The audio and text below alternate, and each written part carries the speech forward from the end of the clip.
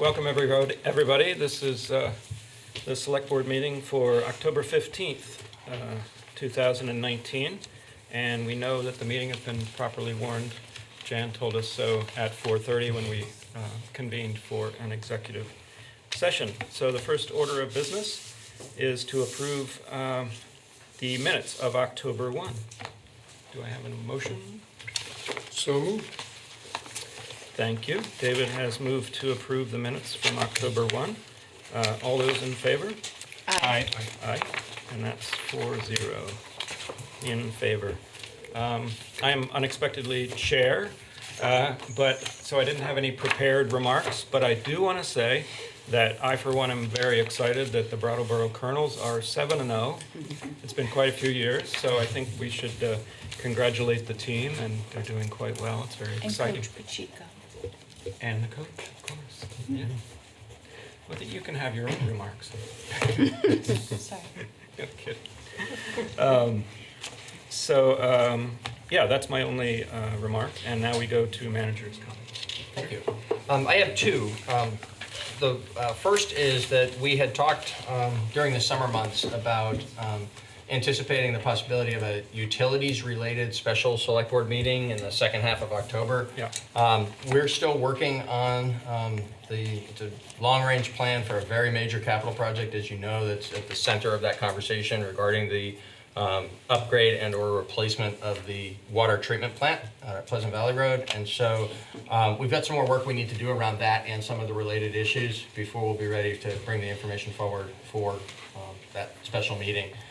So it'll be sometime in the months ahead. We'll have a better update for you as we get closer to actually having all that material together. But we wanted folks to know that it won't be happening this month. What will be happening this month was we talked last time about the leaf pickup. The leaf pickup has now been scheduled, and so the 2 Fridays on which leaves will be collected throughout the community. This means all residents, all streets, everybody in the curbside program on the same days. Friday, October 25th will be the first leaf pickup, and Friday, November 8th will be the second and final leaf pickup for the year. Reminder that there's no plastic bags allowed for that. There's those special large brown paper bags. Those are available at local businesses, and those are the only bags in which people should be putting the collected leaves. October 25th and November 8th. And they should be out by 7 a.m. on the curb. On the curb by 7 a.m., Jan is reminding me. If you put them out later than that on those particular Fridays, you might be disappointed. You might be early in the route. Although they might not disappear right at 7 a.m. Right. That's true. It's just to be safe. It's the whole town in one day, so it's a long run. Yeah. Yeah. Yeah. Well, thank you for that, Peter. I know the leaves tend to fall whenever they darn please, so it's sometimes tough to guess exactly when we should make those dates. So we now have item 5, which is select board comments and committee reports. Are there any select board members that have any of those? No new reports? No? Yeah. Okay, so we now get to public participation, and just a reminder, this is true public participation where you can speak to any subject that is not on our agenda later tonight. And please keep your comments civil and under 2 minutes if you can manage it. Anyone? Tim? And please just state your name for the... Tim Maysale, Brattleboro. Thank you. First, I'd like to congratulate the Colonels on doing so well, 7-0 on natural grass. And I'd like to remind everybody that tomorrow there's a very important school board meeting at 6 p.m. at the middle school. So Dummerston School. Pardon me? It's at the Dummerston School. Thank you, David. Middle Dummerston Road. School. So I hope a lot of people can attend that. changed it. It's It's an important Sorry to talk. meeting. Because the topic is they're going to discuss the proposal to install artificial turf for $1.1 million plus a lot more versus a natural grass solution to the problems that BUHS is facing with access to fields. Thank you, Tim. Anyone else? Right there. Hi, Dale Joy. For a couple of weeks, I've been dancing around the state trying to get information about why we are not alerting our communities about fentanyl deaths.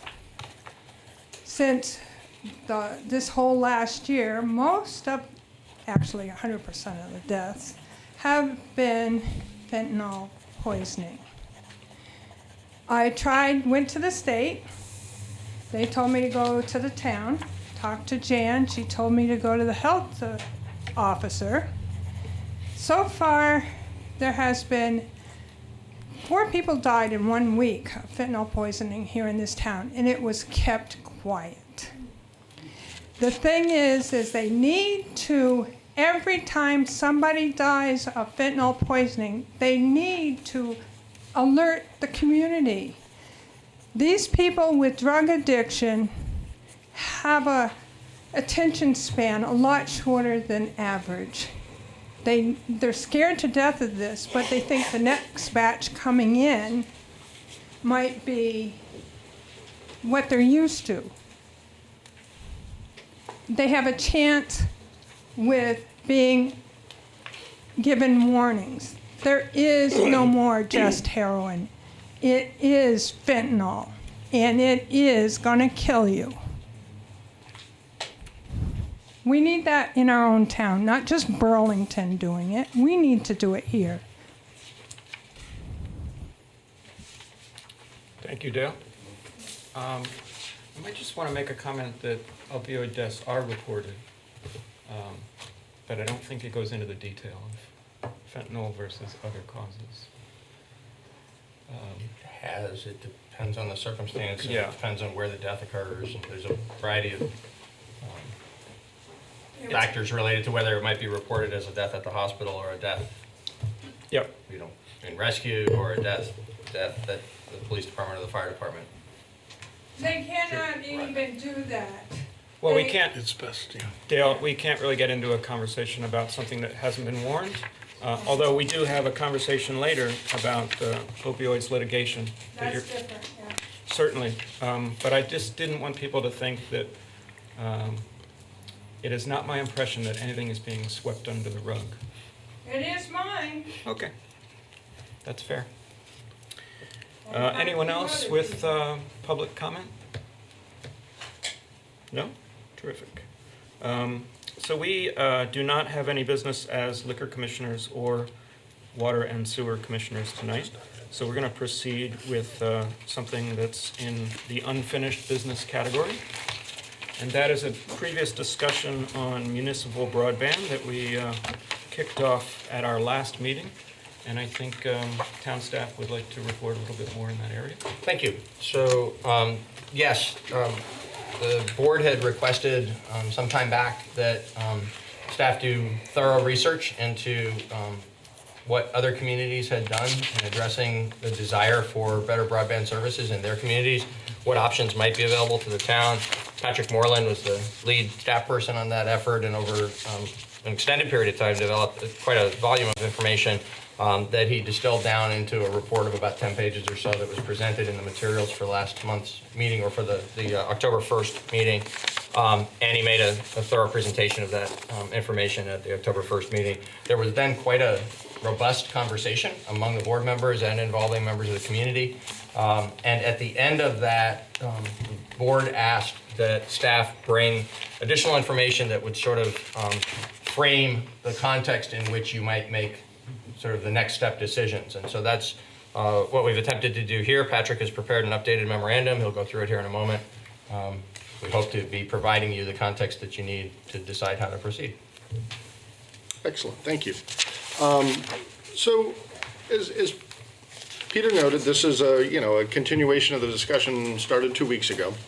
The purpose of the memo, which was included in your backup, was to help to identify some sort of core issues that might spark a discussion and help the board to identify what its goals might be for investment in broadband infrastructure at a municipal level, and then hopefully to identify some options that the board can consider for what steps to take next. In terms of goals, I think one of the things that sparked this entire investigation really was net neutrality.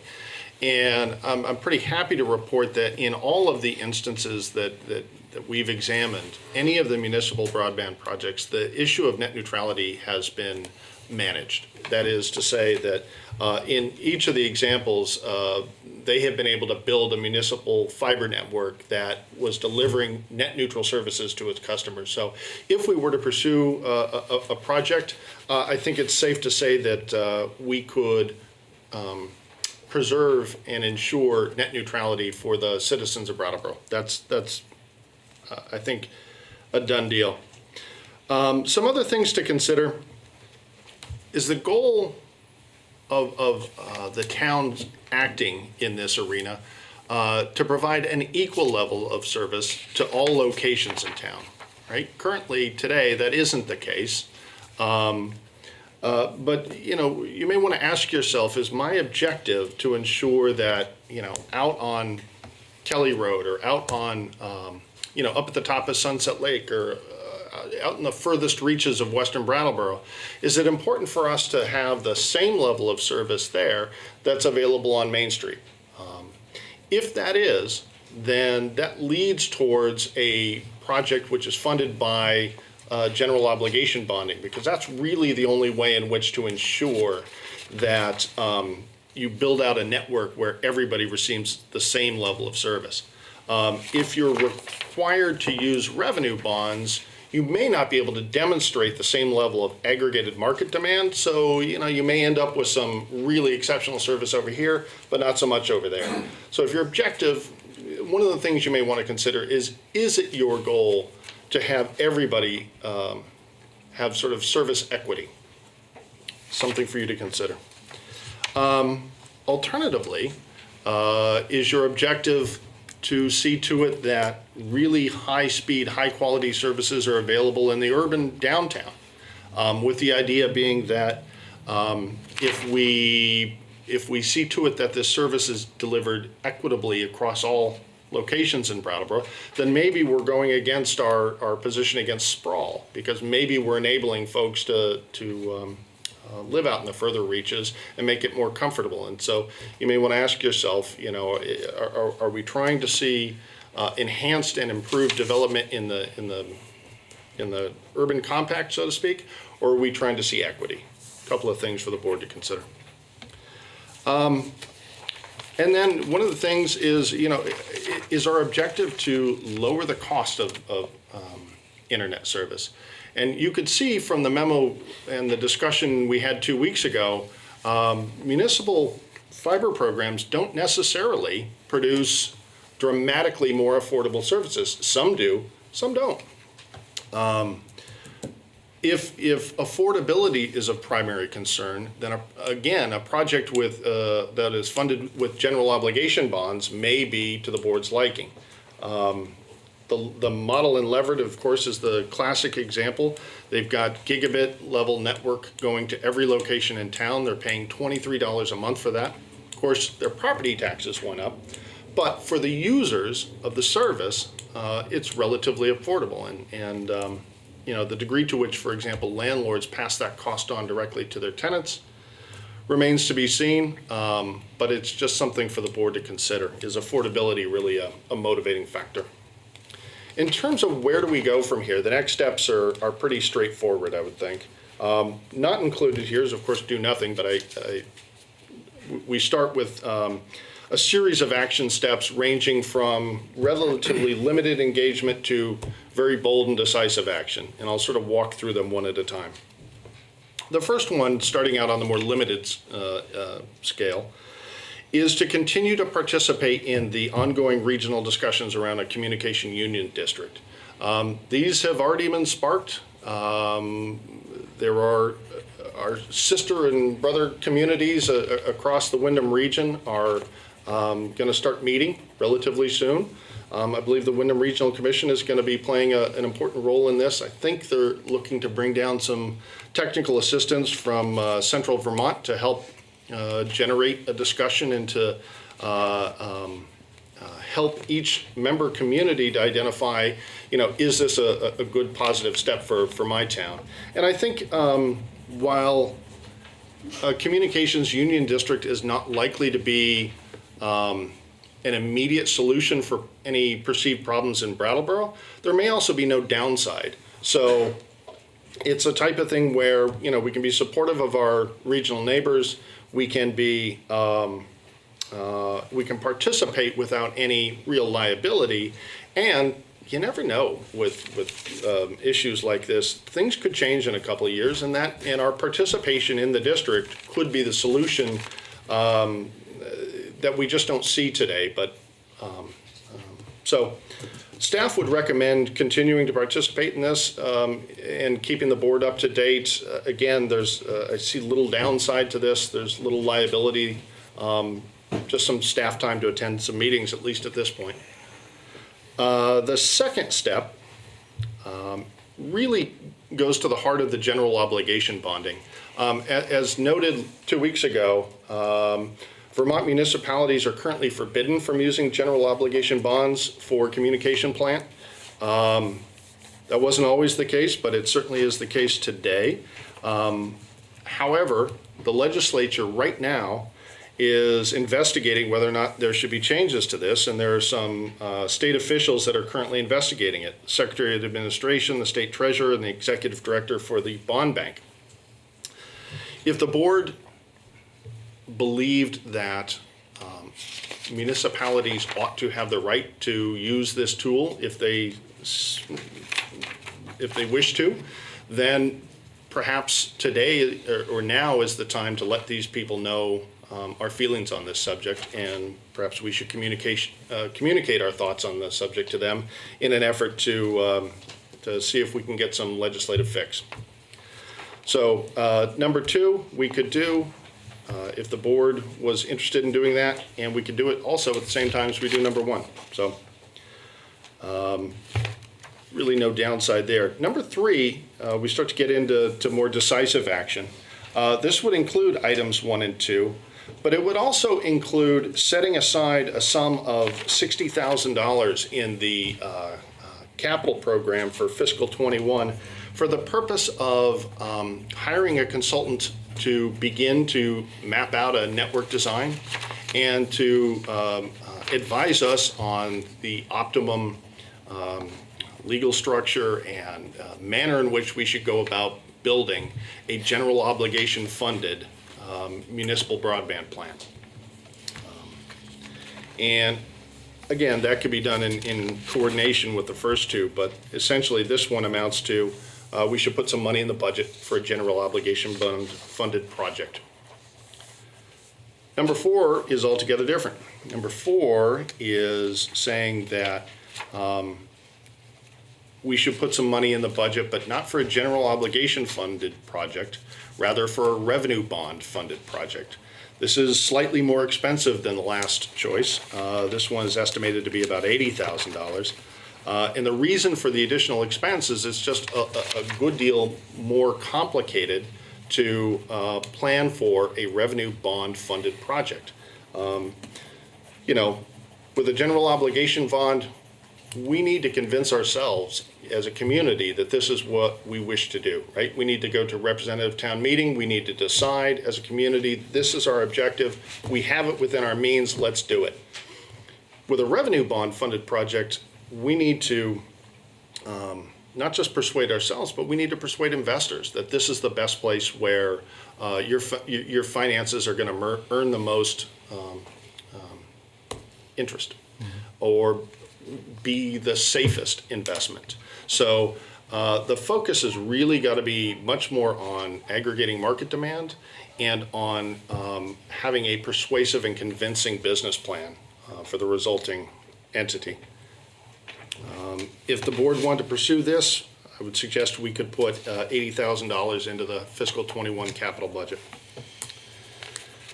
And the last and perhaps most bold and decisive move would be to proceed with that $80,000 today, using $80,000 currently not assigned for that purpose in the fiscal 20 general fund budget. Staff doesn't recommend this option.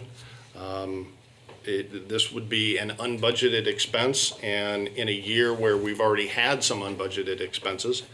But if the board wished to pursue it and wish to act immediately, this would be an option available. And I'm happy to take any questions or step out of the way and let the discussion begin. Thank you, Patrick. Excellent list of choices. Yep. I'm sure we have questions beyond that. How would the board like to proceed? Do you think I should take some public comment first, or would you like to just bandy it about and then go to the public? Let's do the banding part. Bandying. That's our, David, traditionally we do that, yeah. it feels to me like you have something I do, to but I say. don't have to go. I have some questions and then some things to say. I don't have to go first. I'll go first because I haven't Yeah, you're always thus on far. the, I Yeah. try to avoid the Yeah. down the line thing. Yeah, no, it's That's fine. not my- Yeah, we don't need to do it like that. But I just want to kind of put it out there that I don't really have super strong feelings about this. It doesn't feel to me like an urgent priority. I guess the things that I do have strong feelings about, I'm not super excited about the idea of a revenue bond, and therefore I wouldn't go down the road of a feasibility study looking at revenue bonds. When we looked at the material that Patrick provided last time, it seemed to me that if you go down that road, you don't really end up with a service that is more affordable for folks. Maybe I'm wrong, correct me if I am, please. So, yeah, I don't feel like, given where we are as a town right now, this is an urgent need. And I just want to kind of put that out there as a marker, and you all can convince me otherwise, but that's where I am right now. Great. Let's Liz, go to would you- David, come back to you. okay. Patrick, on number 4, where you say down at the bottom, we should expect the study would recommend a project scope that falls short of equal service for every property in town. Is that your expectation because it's a business plan and they wouldn't recommend going for high cost extensions, or is that part of this process that guarantees that has to happen? I think the reasoning behind caution there is that we haven't performed the feasibility, so it's entirely logically possible that every section of town could present adequate demand for a new service. But it's also entirely possible that, you find a couple of places over here and you find a couple of places over there. These folks seem to be satisfied with what they have today. And so in the end, what you might end up with is some improved services to some locations in town, but more or less the same thing as we have currently in other portions of town. Right. Yeah, so then I wanted to get to the goals because that addresses one of the goals. And to me, equal access is absolutely crucial. If it's going to be a municipal system, it has to be available to everyone. I think the concerns about the urban compact, although I understand the ideas behind that and support them, it's also, we're kind of limited in terms of how much we can expand in the urban area. And for a telecommunication like your business, that could easily be done out at the end of any Meadowbrook or any of the roads in town, and would be possible out there if that were there. Also, are we trying to lower monthly service charge? Yes, that definitely is the goal, but I think more importantly is to provide a competitive communications infrastructure for the whole community. I mean, it's great to lower the cost to everybody, but I think it's much more important to have something that's really going to promote economic and growth in other areas as well. I think continuing to participate in the community or communications district is a good idea. I think it's important to recognize that that's going to be a very slow process, and there's no certainty that anything will come of it. And one of the drawbacks of doing that is that it's going to rely a lot on legislative action, but I think more importantly is that we as a town and as the largest entity in the union, we wouldn't really have any control over what happened or the rate it happened or how it happened. And we've had issues with the waste district where that came to a head, and we had some very difficult conversations and very difficult votes and a lot of divisiveness, and half the county is still pissed at us for taking away their recycling bins, which is the way it's viewed. And the school district is also seeing additional costs to Brattleboro taxpayers beyond what they would otherwise be paying because of the school merger. So there's not a great track record for doing this that focuses on the needs of the economic hub community, which we're trying to make the point, or trying to identify and make people understand that we have very different requirements than the surrounding towns. So those are all, goal-related and structure-related things. I think lobbying for general obligation bond obviously would be a good idea.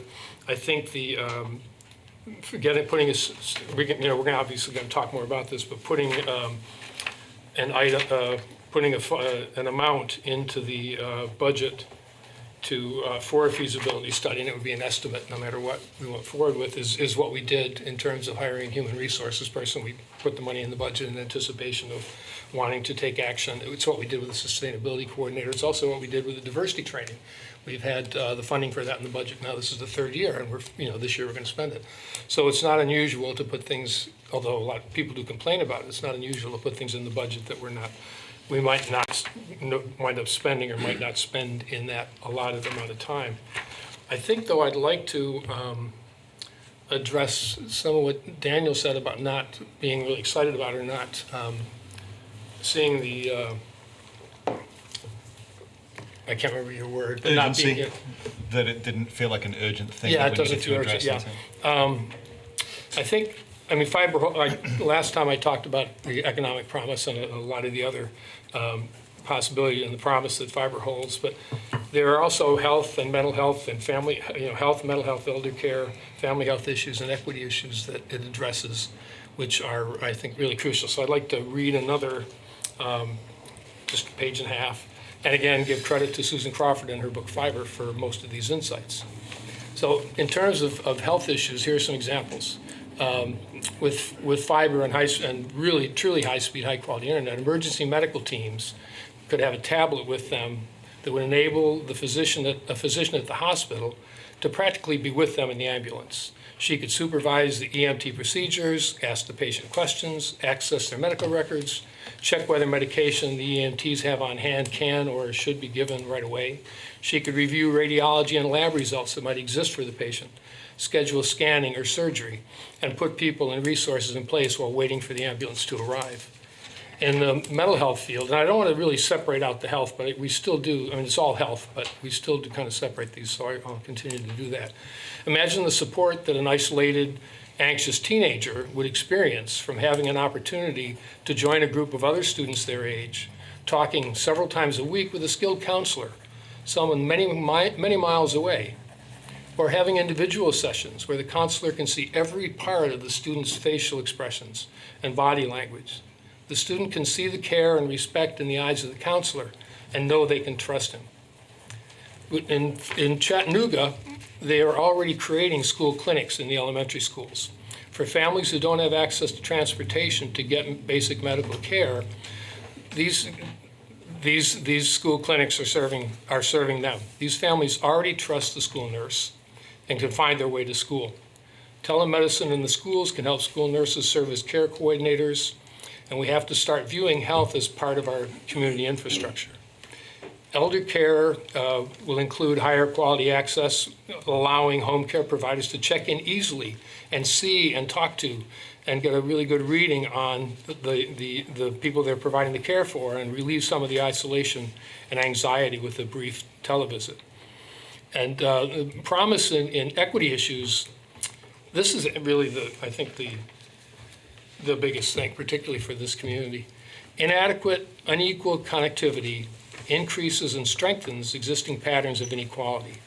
Poorer, rural, elderly, and disabled residents are far less likely to have high-speed internet at home, just as they were less likely to have electricity 100 years ago. This has enormous consequences on their ability to lead a thriving life. Wilson, North Carolina, created a municipal fiber system and is offering 50 meg symmetrical fiber service to all public housing units and apartments for $10 a month. Certified nursing assistants in Wilson are able to expand their careers by earning additional certification in medical technology, phlebotomy, reading EKGs, and other areas that enhance their professional careers. They don't have to go to the library to complete homework assignments, and the community colleges now offer management software because of this fiber connection. Chattanooga's commitment to fiber has met their this is more economic. When people are isolated without transportation and fast internet, or live in rural areas, they can't apply for a job online, or have access to their birth certificate, or apply for a passport, or pay their taxes online. And this is wrong. So fiber is a precondition for economic growth and sustainability. And if we don't develop a municipal fiber system, we'll become an economic backwater. It's the job of the public, not private companies, to address the intertwined problems of public education, healthcare, workforce development, inequality, affordable housing, and transportation. A public option for telecommunication will mean lower cost, world-class services, and opportunities for all citizens. A fiber line provided by a neutral player would be open to all service providers on equal terms. Dark fiber, which is the passive, just the fiber itself, not the services or any of the light, the information going through it, could be leased to telecom operators, businesses, local government, individuals, anyone that needed and wanted high-quality internet connectivity. A wholesale leasing model or a cooperative model are both viable and are in existence in large and small communities. Another option is to issue an RFP for companies willing to operate an open access fiber network. Over time, this network will support everything this community wants to do.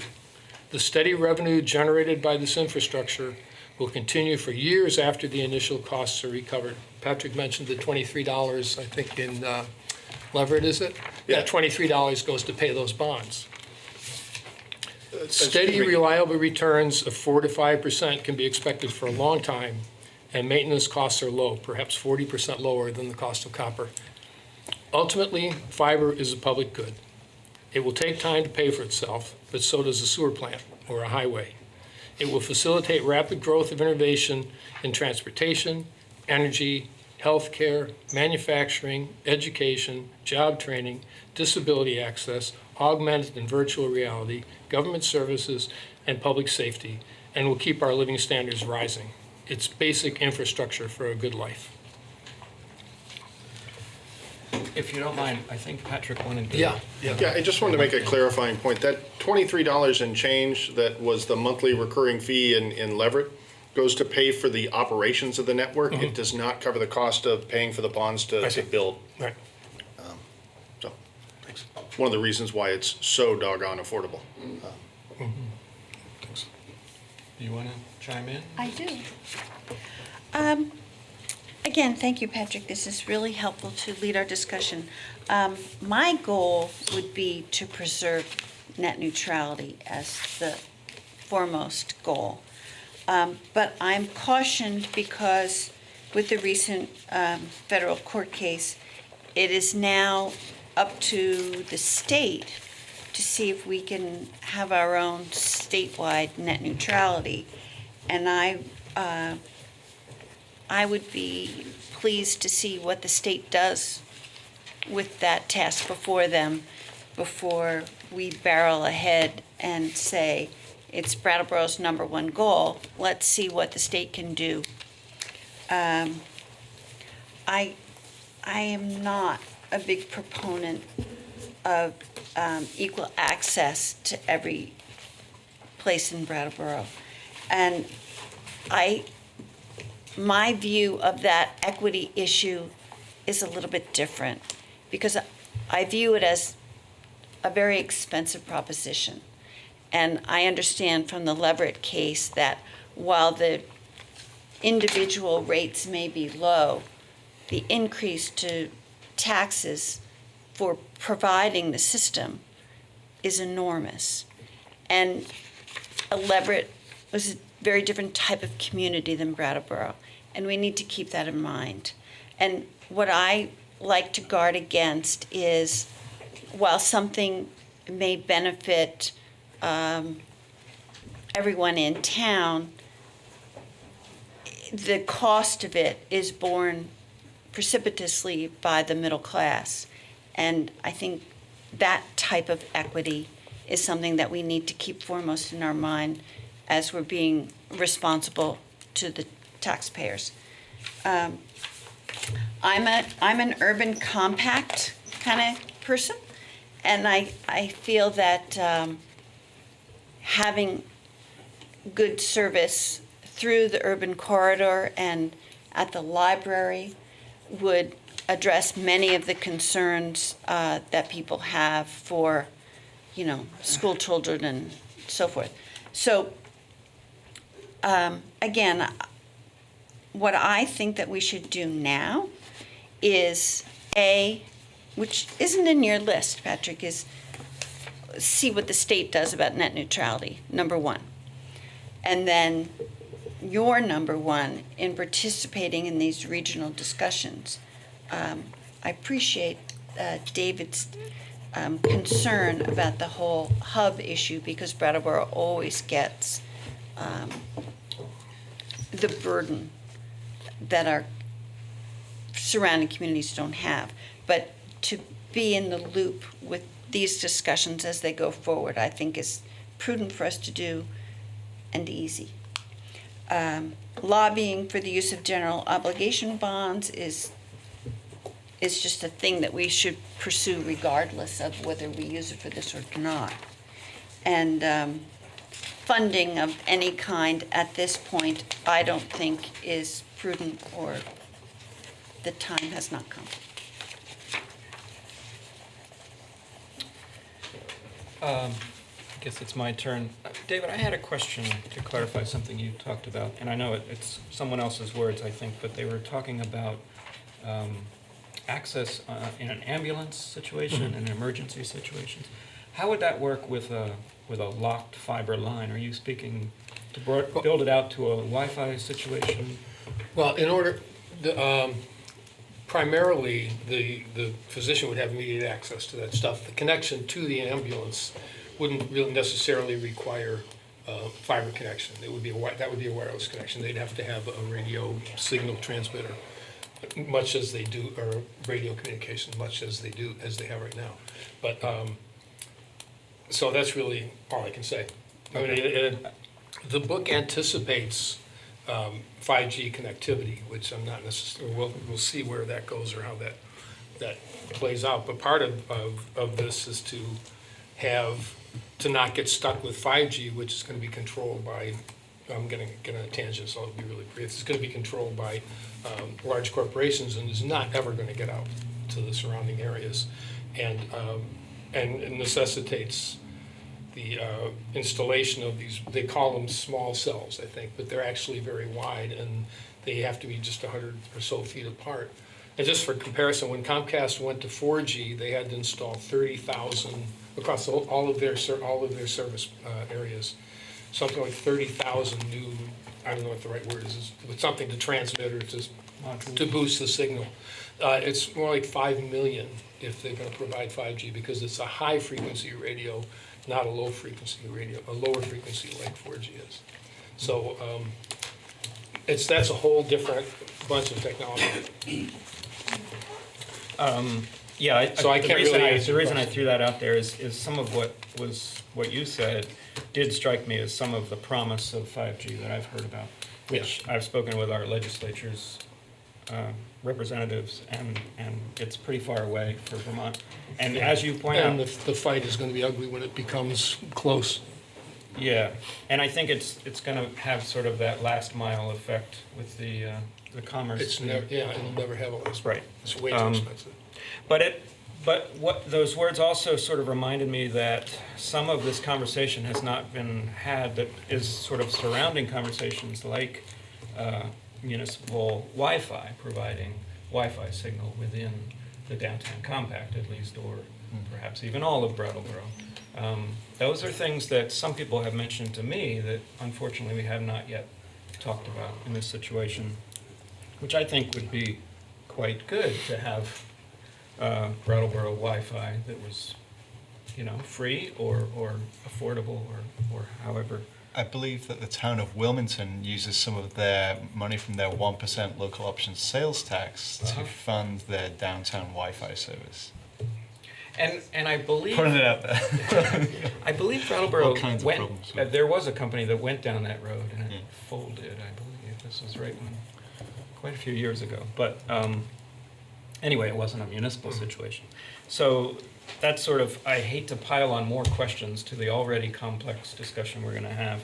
But my point in doing that, from my own perspective, is that we also haven't really talked about our deficiencies in cell service, which I would be a little bit more interested in broaching and working on before I started to feel like we had a public mandate to connect everybody with wonderful Wi-Fi at incredible speeds all across the entirety of Brattleboro, with equity for everyone. Because I do fall into the compact camp, I would say. To encourage people to stay compact within your community and to discourage sprawl. You mentioned that my business could be out at the far end of Bonnievale or whatever. But I made a conscious decision to live downtown so that I would have access to pretty good speeds on the internet, because I need my upload speeds, as I mentioned last time. And I'm not sure that's a bad thing. And I'm not sure all of our residents who live out in the woods and who pay taxes really want what we're talking about here. I'm not convinced of that yet. We haven't talked about it all or asked them. I mean, that's part of this work Absolutely. is to find out what people want. Absolutely. And this has kind of gone along a little fast. I've done a little bit of talking to people, and I've put some stuff out on social media. I have to say that the response is a little bit tepid compared with when I talk about our opioid crisis that we're going to talk about later today, or even things like downtown buildings being renovated, down on Flat Street. Much more excitement in areas like that. Not scientific, survey at all or anything like that. But I just want to say that I don't feel a lot of our residents are really chomping at the bit for this subject matter at the moment. It could be that people have other priorities, as Daniel. Can I ask you a question about that, about one of the things you said?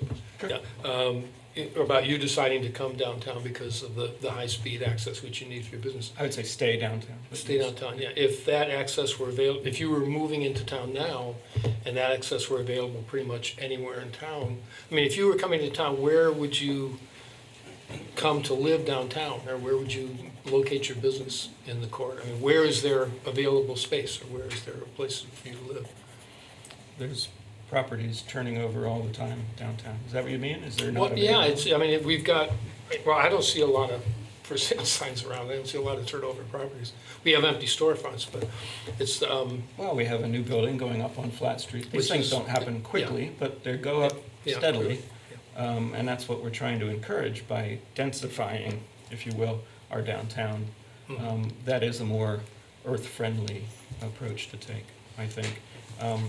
And I think, personally, that's all part of the decision. If I know that if I move way out into the woods near the outskirts, I know that I'm going to spend more money on gasoline. I know that I'm going to need a powered bicycle, perhaps, or something that's efficient that'll get me in and out.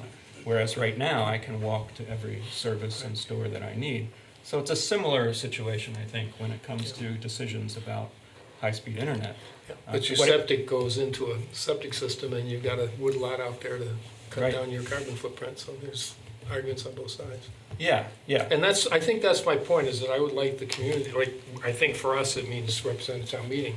I'd like to have a conversation about this, to put it in, either in an article or put it in the budget, and have town meeting talk about it and get a sense of the community. And a feasibility study, particularly the one, the revenue bond one, where you're actually, part of the study is to go out and ask people, would you, if we were gonna give you 100 up, 100 down, would you invest in this? Would you launch this? Would you accept this?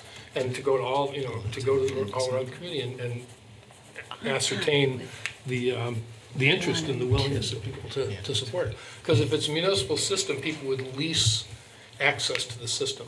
And if internet providers would lease access to it, they would send us money. Individuals would lease access to it, we'd take it to the front of their house and they'd run in the wire into their house and they would pay us whatever the fee turned out to be over a long period of time. It would be a municipal system. I So think, there have to be customers, clearly. speaking of reading the participation, getting the thoughts of our public, we have some public here now. Good segue. So I think it sounds like a good segue to go to public participation on this matter. And Tim has his hand up first, just barely.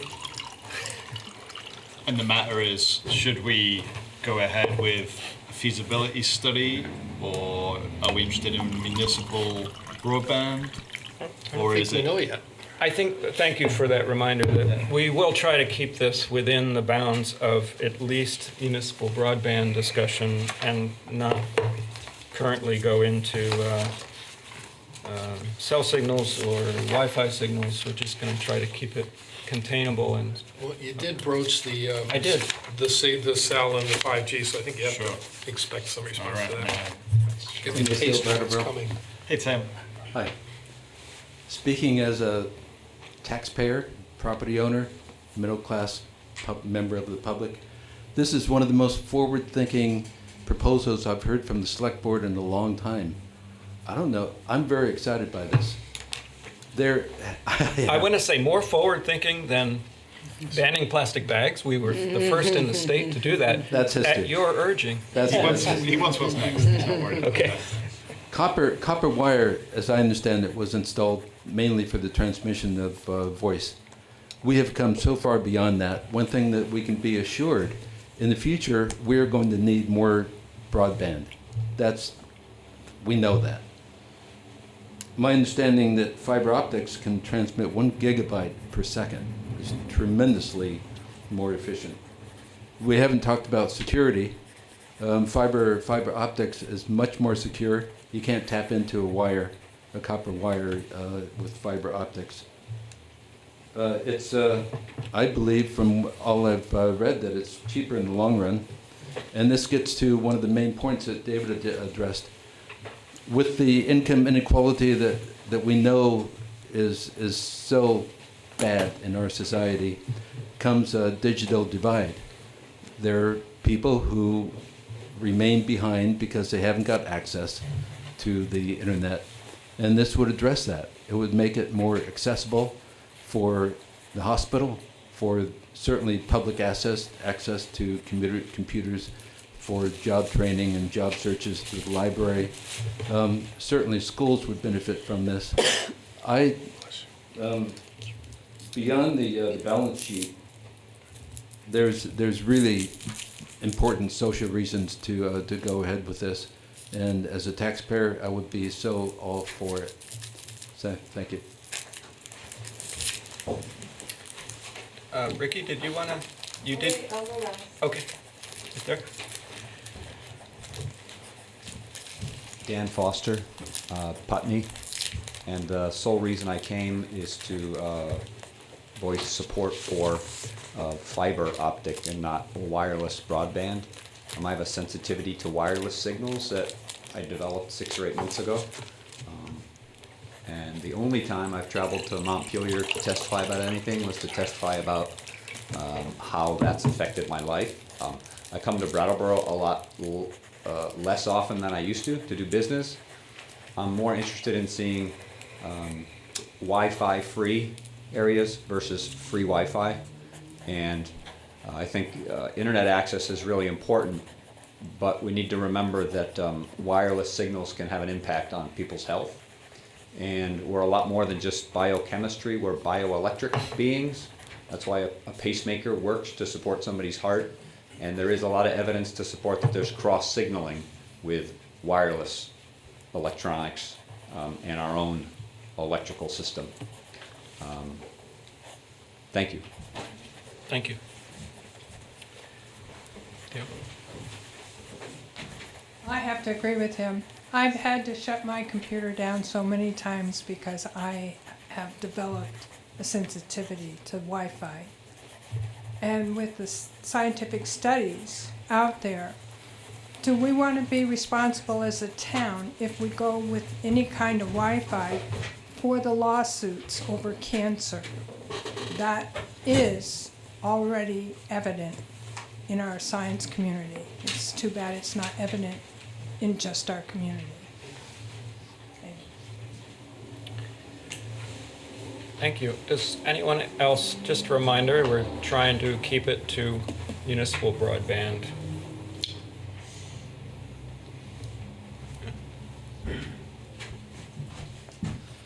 Franz Reichsman, District 2. We keep hearing about feasibility studies, which to me is a little bit of a vague term because is it feasible technologically? Well, certainly. What I think we're really talking about is the economic impact and the cost. And that's what the economic impact on the plus side could be very important. The cost on the minus side could be exorbitant, but nothing that we've seen so far has any numbers in it. There's no basis for comparison so far. And so if you're talking about a feasibility study, I think we need some numerical data that would tell us what are the likely costs of different options, and also, very importantly, what are the predictable economic benefits of having a system like this, whether it's in the downtown area or it's every place in town. Until we have some data, or at least some decent estimates of the actual numerical values of these unknowns, it's just going to be a question of words going back and forth with no basis for a real decision. Thank you. I'll take a few more, or did you want to? Yeah, I was kind of wondering whether Patrick wanted to weigh in there, because I felt like in the packet that we had last time around, it sort of described the cost of building the systems in these various communities, and I don't know if you've seen that or not. The costs that are in it, let's call them estimates that are in here, are based on discussions with other communities that have undertaken similar projects, right?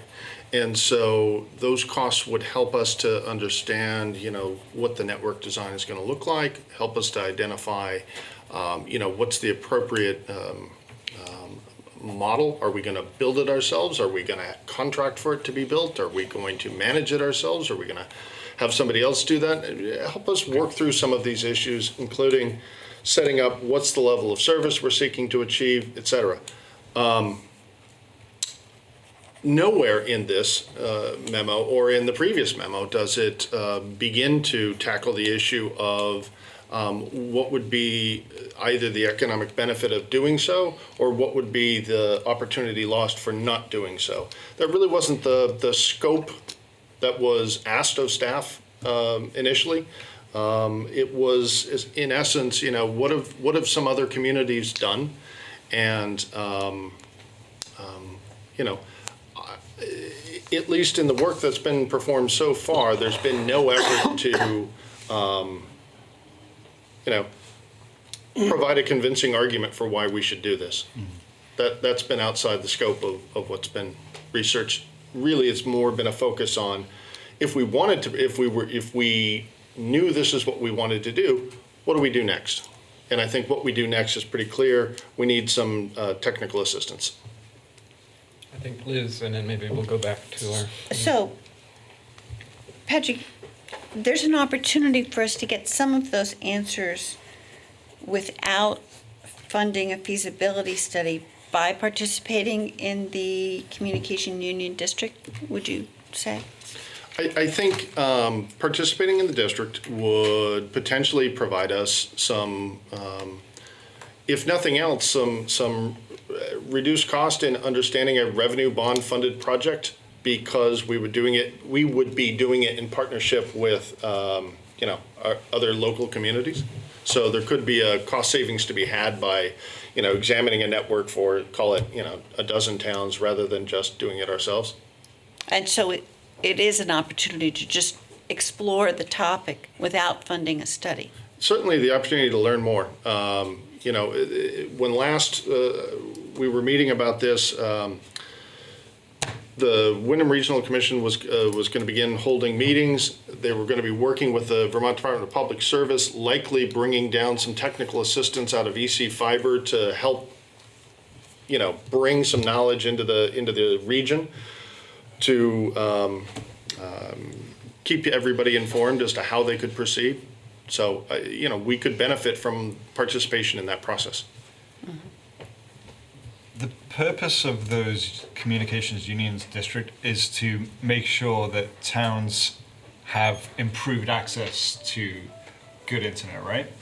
And when you described the one in central Vermont, Yep. that left a hole in the donut, right? It left a Which was hole in the donut for the populated areas, right? Right. Montpelier and White River. So the analog would be Brattleboro. most and likely. As usual. that was made really clear in the meeting in Wilmington a couple of weeks back when the gentleman from the Public Service Board said, likely Brattleboro would be the hole in the donut. So, Right. I think it's also true that the legislation and the grants are for rural areas. We're not really, we only have a couple of places where we could apply for those grants. It wouldn't amount, and that's the $60,000 grant from the state. They're not thinking about places like us, and they're not thinking about everybody. Right. They're thinking about, I don't know what they're thinking about. But that's because we have a certain amount of service now, and the rural areas do not. Right. So Well, we have there's a reason for 95%. that. Technically, on the low end of Yeah. broadband, we have 95% coverage. Yeah. And I'm tempted to say something myself, but I want to be a good chair and throw it back. Anyone else who has not spoken needs to say their piece. Yes, I'm Donald Saff. I'm a teacher and artist in town. I too am really glad that David has brought this up, and I think it's like one of the most forward-thinking topics that you guys are talking about. It's great.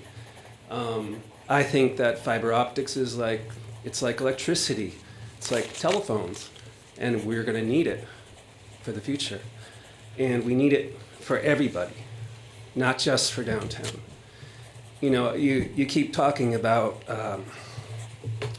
sprawl, but what does that mean? I don't see a lot of sprawl. There's a lot of people living rural lives. There's a lot of beautiful farmhouses. Can you say, we have to have everybody in Brattleboro and you can't live in Dummerston? There's a lot of people who live out in the woods who came to Vermont because that's what they want to do. And that doesn't mean that they don't have a high-tech lifestyle. They still need fiber optics.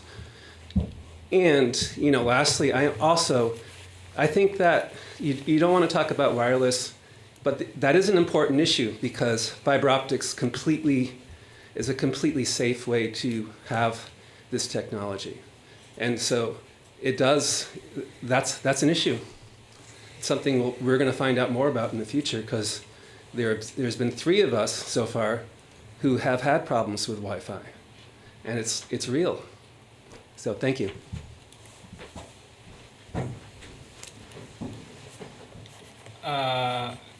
Anything additional to add there? No, we'll go with someone who hasn't spoken, if you don't mind, Dale.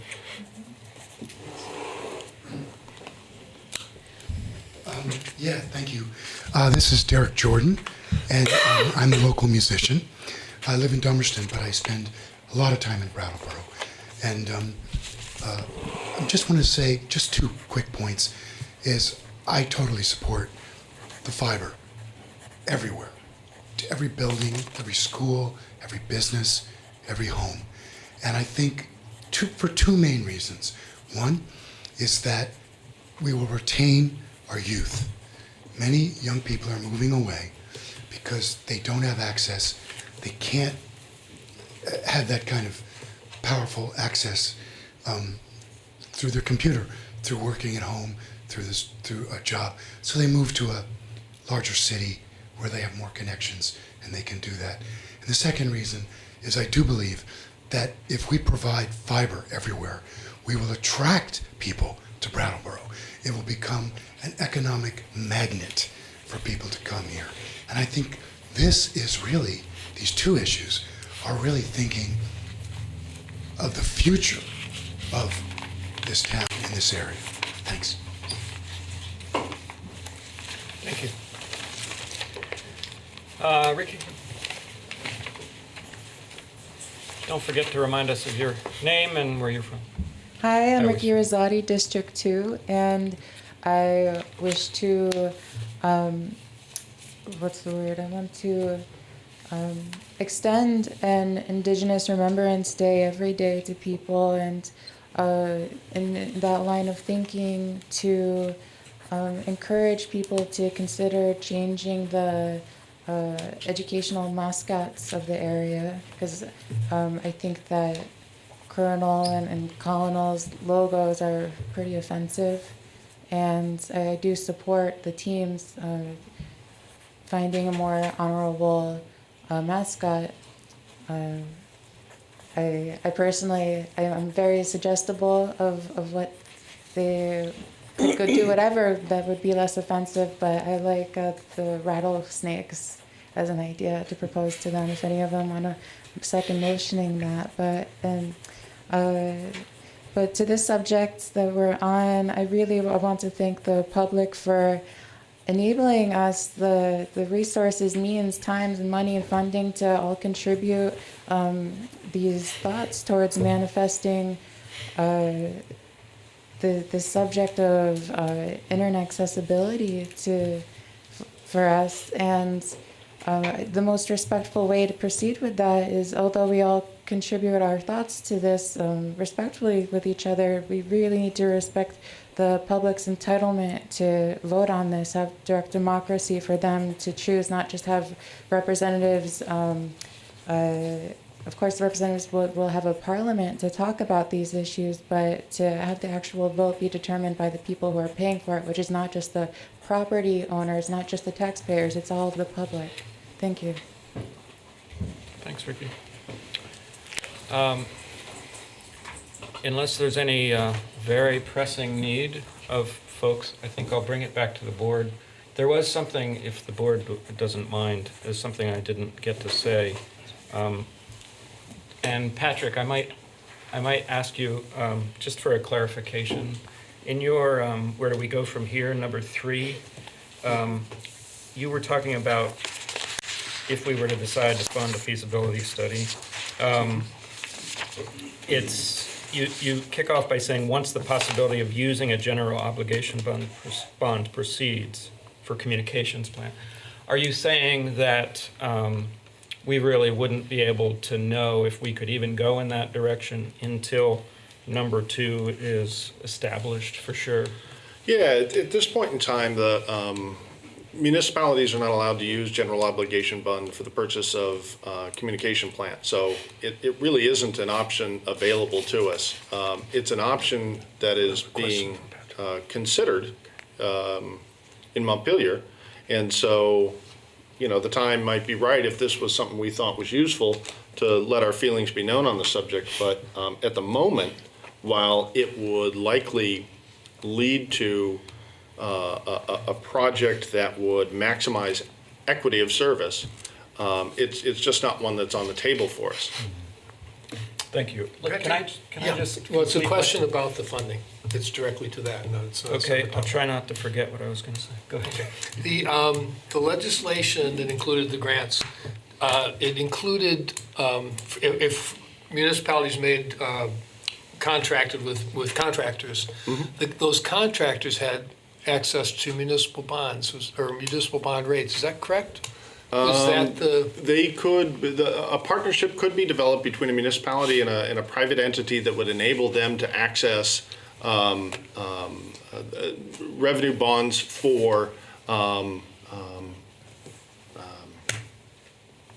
public-private partnerships to build out. So the contractors would take the bonds out? Yes. Yeah. So But we they would get pass the- a bond vote, Right. they would take the money. Right. Okay. But it would So still is be a that the- revenue bond. It Yes. wouldn't be a general obligation bond. Correct. I'm not sure okay, gotcha. Thanks. Did you forget what you were going to say? No, I forgot which order I was going to make a couple points in. That's okay.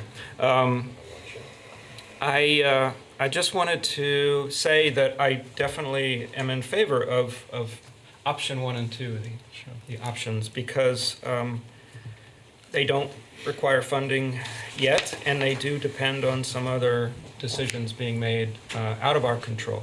And we talk about that a lot here, what with our, I was going to use not a negative word there. I shouldn't say subjugation. I should say with our obligations under Dillon's rules, which limit some of our power. But I did want to sort of say that, as I mentioned before, I did throw this out on social media, and if I could just throw out a couple of the questions, which I still feel are quite unanswered in my mind. What does broadband mean to everybody who is interested in having broadband? How fast is fast? How could we make a municipal service better than the services we have now? And what would it cost? Who should receive the service and who should pay for it? Should your town government be going into the internet service business? Is it similar to paving and plowing roads, which we do now, and taxpayer money funds that? Or is it more like electric service, or as Donald pointed out, it's like electric service and telephone service? Now, those are both regulated, but we do not provide those services. And the taxpayers do not, ironically, as he gets a phone call. Sorry. And then I return to the idea of are we encouraging sprawl by providing fast internet throughout our borders? But these questions that I threw out there, they got no response. And again, that's not scientific. But I think it speaks to the fact that a lot of people really don't have cohesive thoughts about what we really need. And I want to have vision, and I appreciate the moving forward with these ideas, but I feel it's incumbent upon us to be careful about the costs of even feasibility studies when we're not really sure as a community what we're wanting right now. So anyway, that's a long way of saying I am certainly in favor of the investigation into the, as long as we don't call it CUD, the CUD, and the lobbying, because we're good at that, frankly, already, lobbying for general obligation bonding when it comes to communications plans.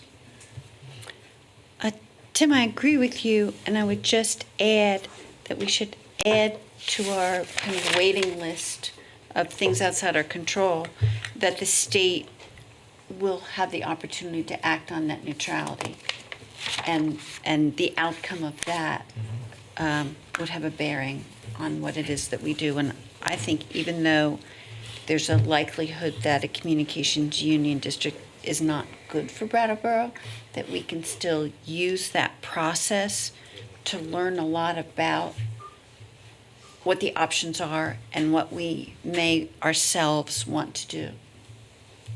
That's a good point. Just a couple of final comments. One is, I think the reason that you didn't get a lot of response is people haven't really thought about it or talked about it or really know much about what the promise of fiber is, or what's happening in communities that have done this. And Patrick did a good job of giving us some examples, but there weren't a lot of anecdotes or comments from people in those communities about the difference that it's made. And I purposefully this time focused on the equity issue because I think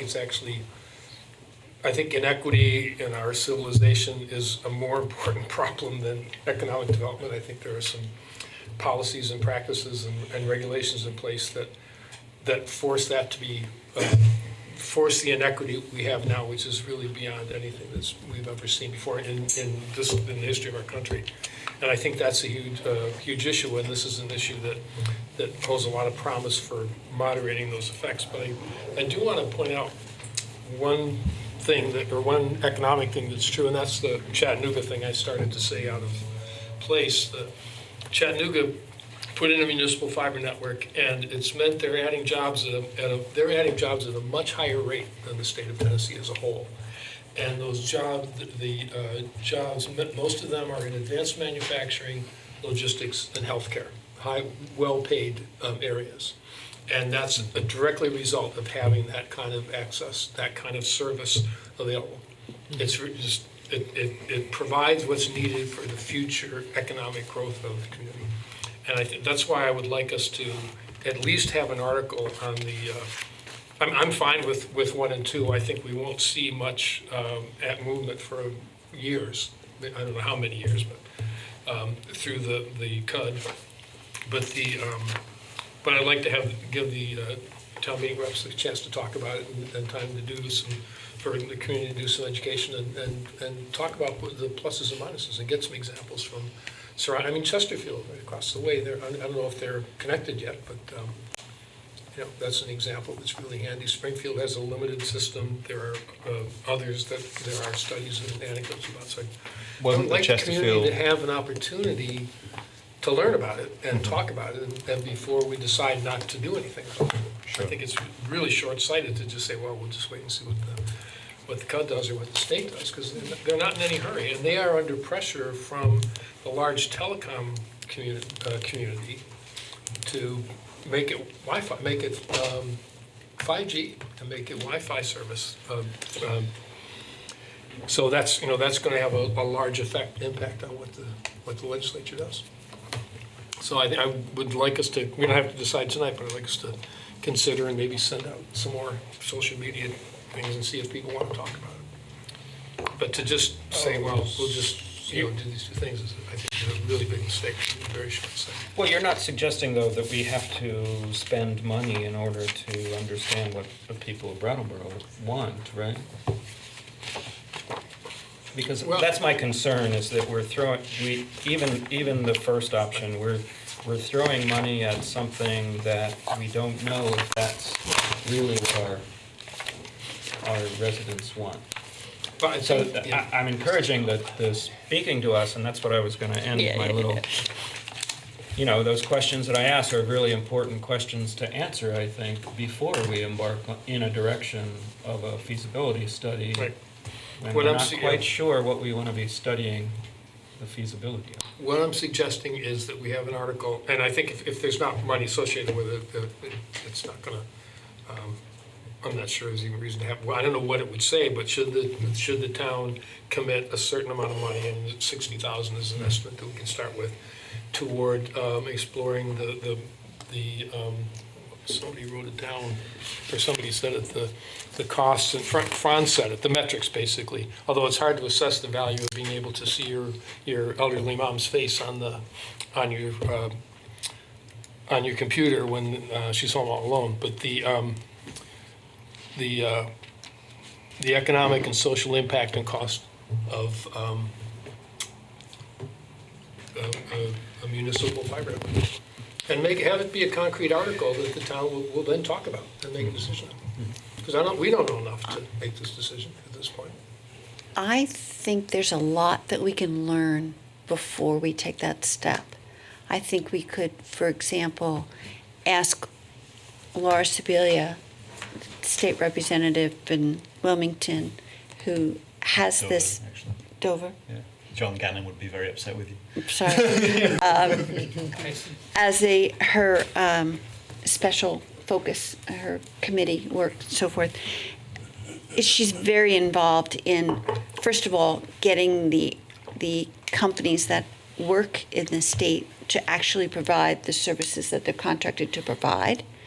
And she's very knowledgeable about this process. So I think the state experts that are coming in to talk to the local communications district can provide a lot of valuable information for us in an exploratory manner before we spend a dime. And I think that, we should use the resources that we have as a community to find these things out before we open it up. We don't even know what we're asking a study to tell us. Do we want fiber? Do we want Wi-Fi? Do we want every nook and cranny of the town? We need to really find out among ourselves, and I think that's something that we can ask a representative to join this committee and find out, and research, and whether it's a staff member or volunteer, we can ask that that be done on our behalf before we spend $60,000 of our hard-earned tax dollars on something like that. And I'd like to understand, Yeah. we have fiber now. There's fiber, I believe, Core will text me if I'm wrong, but there's fiber being utilized for you're watching on BCTV right now. If you are, that's a fiber signal that they're using. So what tools do we have to Now. partner with existing infrastructure companies to incentivize them expanding that? And that's another option to look at. But sorry, I interrupted. Yeah, I wanted to sort of come back to equity and also the differences between bonds. And, so when I did my research last meeting, I had to find out more about bonds and so please correct me when I get this wrong, but my understanding of how a revenue bond works is that it's basically like it's a market-driven thing that you have to show that this thing is profitable, and that kind of like thing being profitable, which makes me think about our healthcare system, doesn't tend towards equity, right? It tends towards, it'll be this big because that's the right size for making the most amount of money from it. And the general obligation bond option is not currently available to us for this kind of project, right? Correct. And that's the kind of bond where everyone in the town is bought into it, right? It's a general obligation, everybody has to. And that would tend more towards equity, but that's not an option that's available for us in this particular case. So if that option were to become available, I would love for us as a town to have a conversation about whether or not this is something we wanted to invest in as a community, right? Rather than, 4 people up here. But I would be really, unless I've misunderstood, I would be really not in favor of exploring the feasibility of using revenue bonds to fund this kind of project, because I don't think it would end in an equitable outcome. You agree? And I think it would be the wrong path to go down. So it feels to me that we're definitely in favor of possibly 1 and 2, Right. across the board. The question is, do people feel strongly about making a motion to those 2 intentions, or is it something that we will trust our fine staff to pursue? What would staff like? I can tell you that we hear a clear consensus. No one has spoken against 1 and 2. And there's clearly not a majority opinion on the board this evening for 3, 4, or 5. So in the absence of specific direction, we would take specific direction if you want to give it to us. There have been some other things that have been discussed over the last hour or so that go outside of the scope of these 5 items. But in the absence of specific direction from you, we will indeed stay engaged with the Communications Union District as it forms and moves forward. And we will indeed express the town's support to the state officials for opening up the opportunity to use general obligation bonds for the Sounds good to communication me. systems. I just circled that, we were told that perhaps the committees on energy and technology and Senate Finance Committee is supposed to report back no later than December 1st, 2019. They're actually going to receive a report Yeah. Receive no a later report. than December Okay. 1st so that they can study it in preparation for the January session. I just wanted to speak to David's concern that perhaps we should put a bookmark in our future calendars to be able to revisit this once we have a little more information. I don't want to let it go and Yeah. just forget about it. No, that's fine. I don't think we're going to get a lot, well, the legislature doesn't even start till January. I don't think we're going to get a lot of information between now and, Yeah. well, I think for a that's right. long time. But what I would like to do is, rather than assign to the staff, because you got plenty enough to do, is to contact some towns that have installed municipal fiber and see if we can invite some of them to come up and just tell us what their experience Are is. you volunteering? I'm volunteering, yeah. And I will share that information with you, and we'll see what we can find. And Patrick, you may know some people, you can give me some tips or contacts. And just to, take 20 minutes, Yeah. and then to hear what their experience is. Before we schedule anything like that, I hear Brandy pulling on my ear, and we want to definitely be observant of our budget schedule of meetings. Oh, yeah. So let's just make sure that we're cognizant of all of that. Well, obligation. if I suggest something for the budget, then it's up to you guys to decide whether it goes on or not, so. Sure. No, I'm You're in charge. suggesting, You're in control. I'm suggesting that maybe it's not You can keep our meetings shorter. next meeting. Well, I wouldn't be able to do it by. We wouldn't be discussing something for the budget, we'd be discussing the results of your inquiry, right? Yeah, I'm just suggesting we don't kick off yet another broad municipal broadband discussion while we're wrestling with our budget in the next 3 weeks. Do we want to add it to our goals for the year?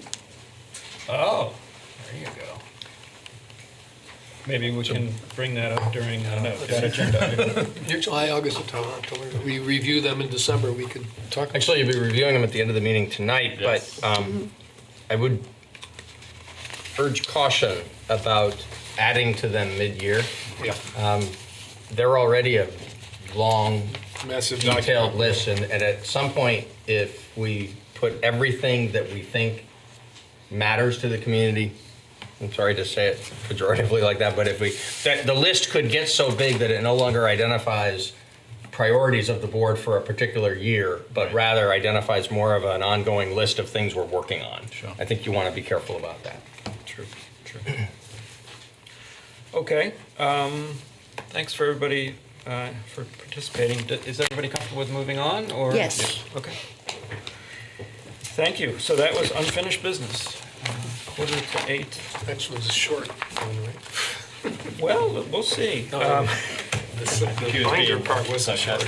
Our next item on the agenda is item A in new business, and that is a discussion of authorization for the town to join in a multi-jurisdictional opioids litigation. We are joined here by Bob Fisher, who's going to provide some help to us in our discussion. And I'm not sure who wants to kick it off. Would it be Bob? I can kick it off if you'd like. So the question here tonight is whether or not the board wishes to authorize the joinder of a case that Bennington is the first Vermont municipality to bring suit against a myriad of defendants that are opioid manufacturers, distributors, pharmacies, and benefit managers. It's part of a multi-district litigation that is currently in federal court in the state of Ohio, though if there were a trial, it would come back to federal district court here in Vermont.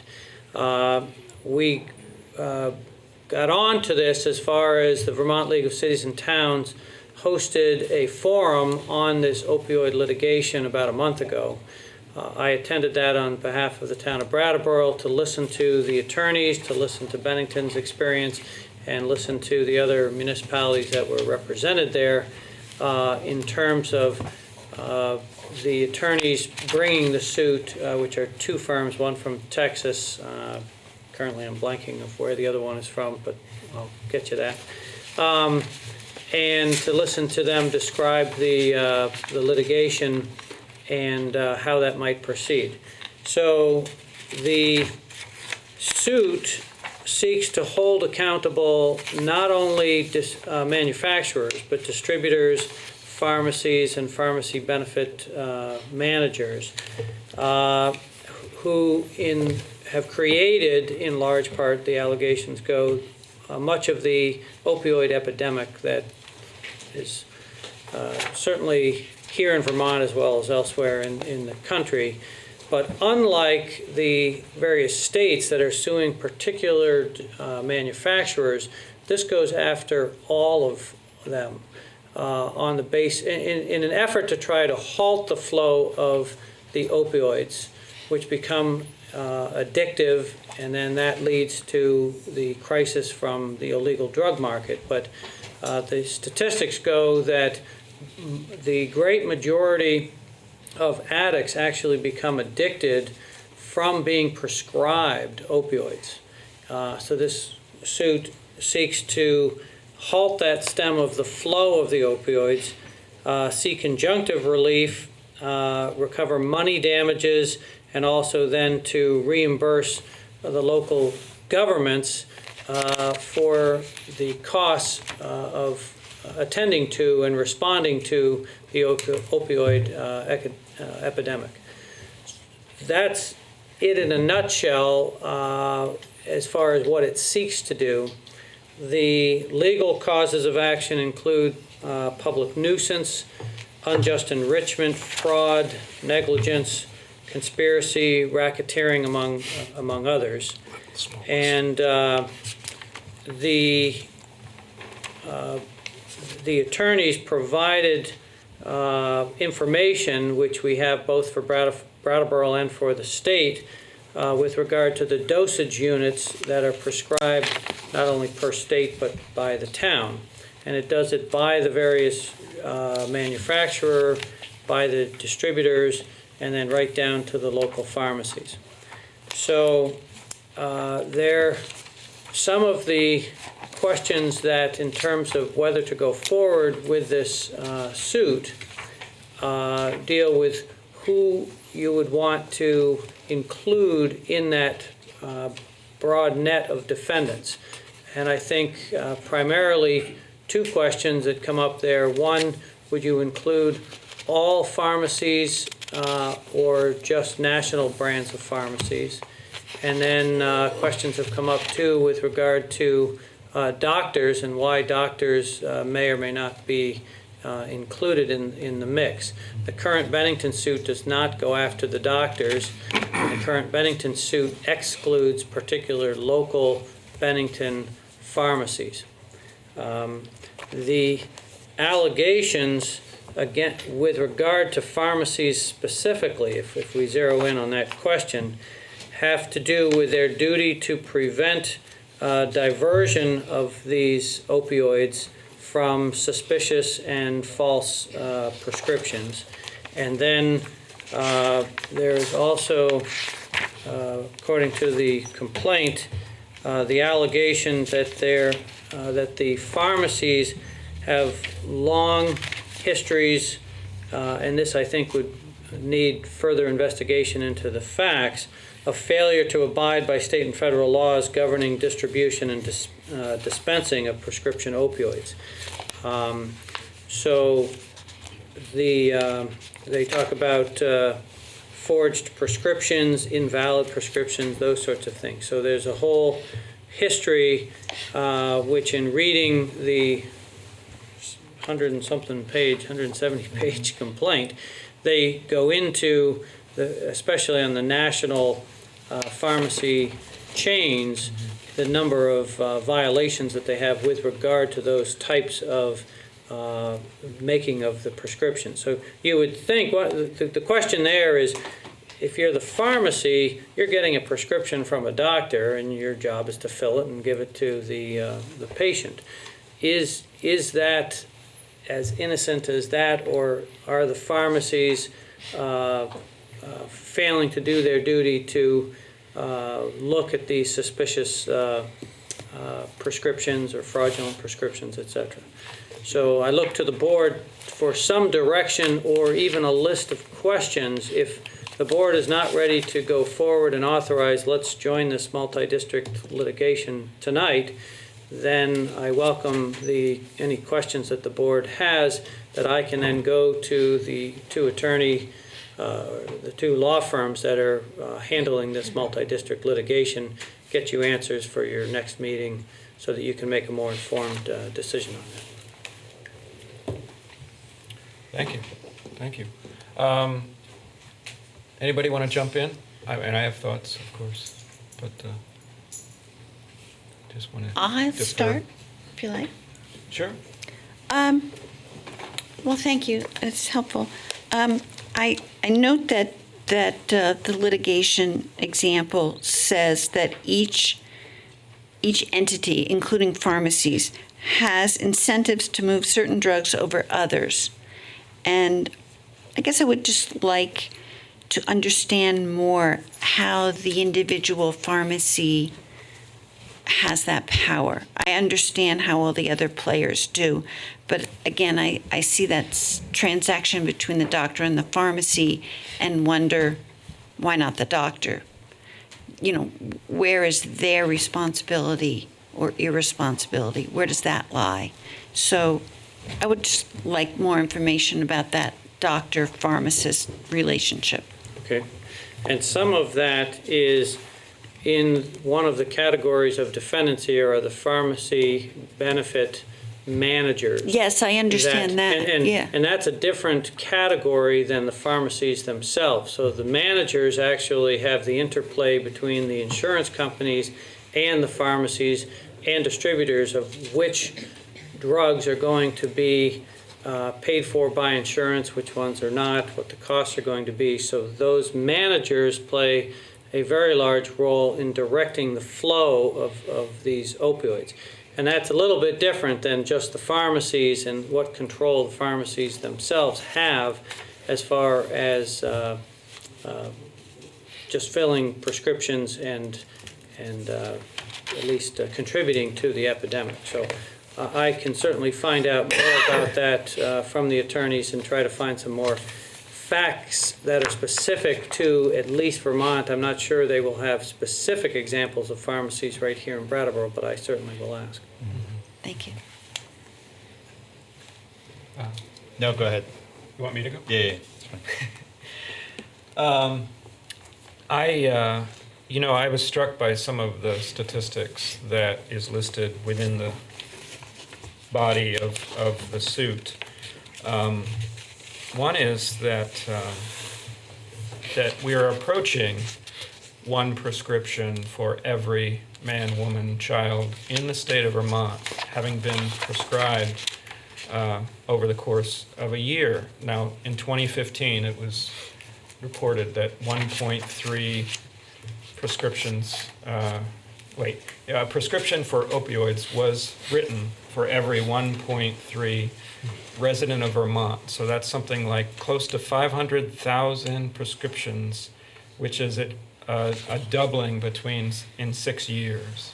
So the why, so people understand, like, why are we talking about this?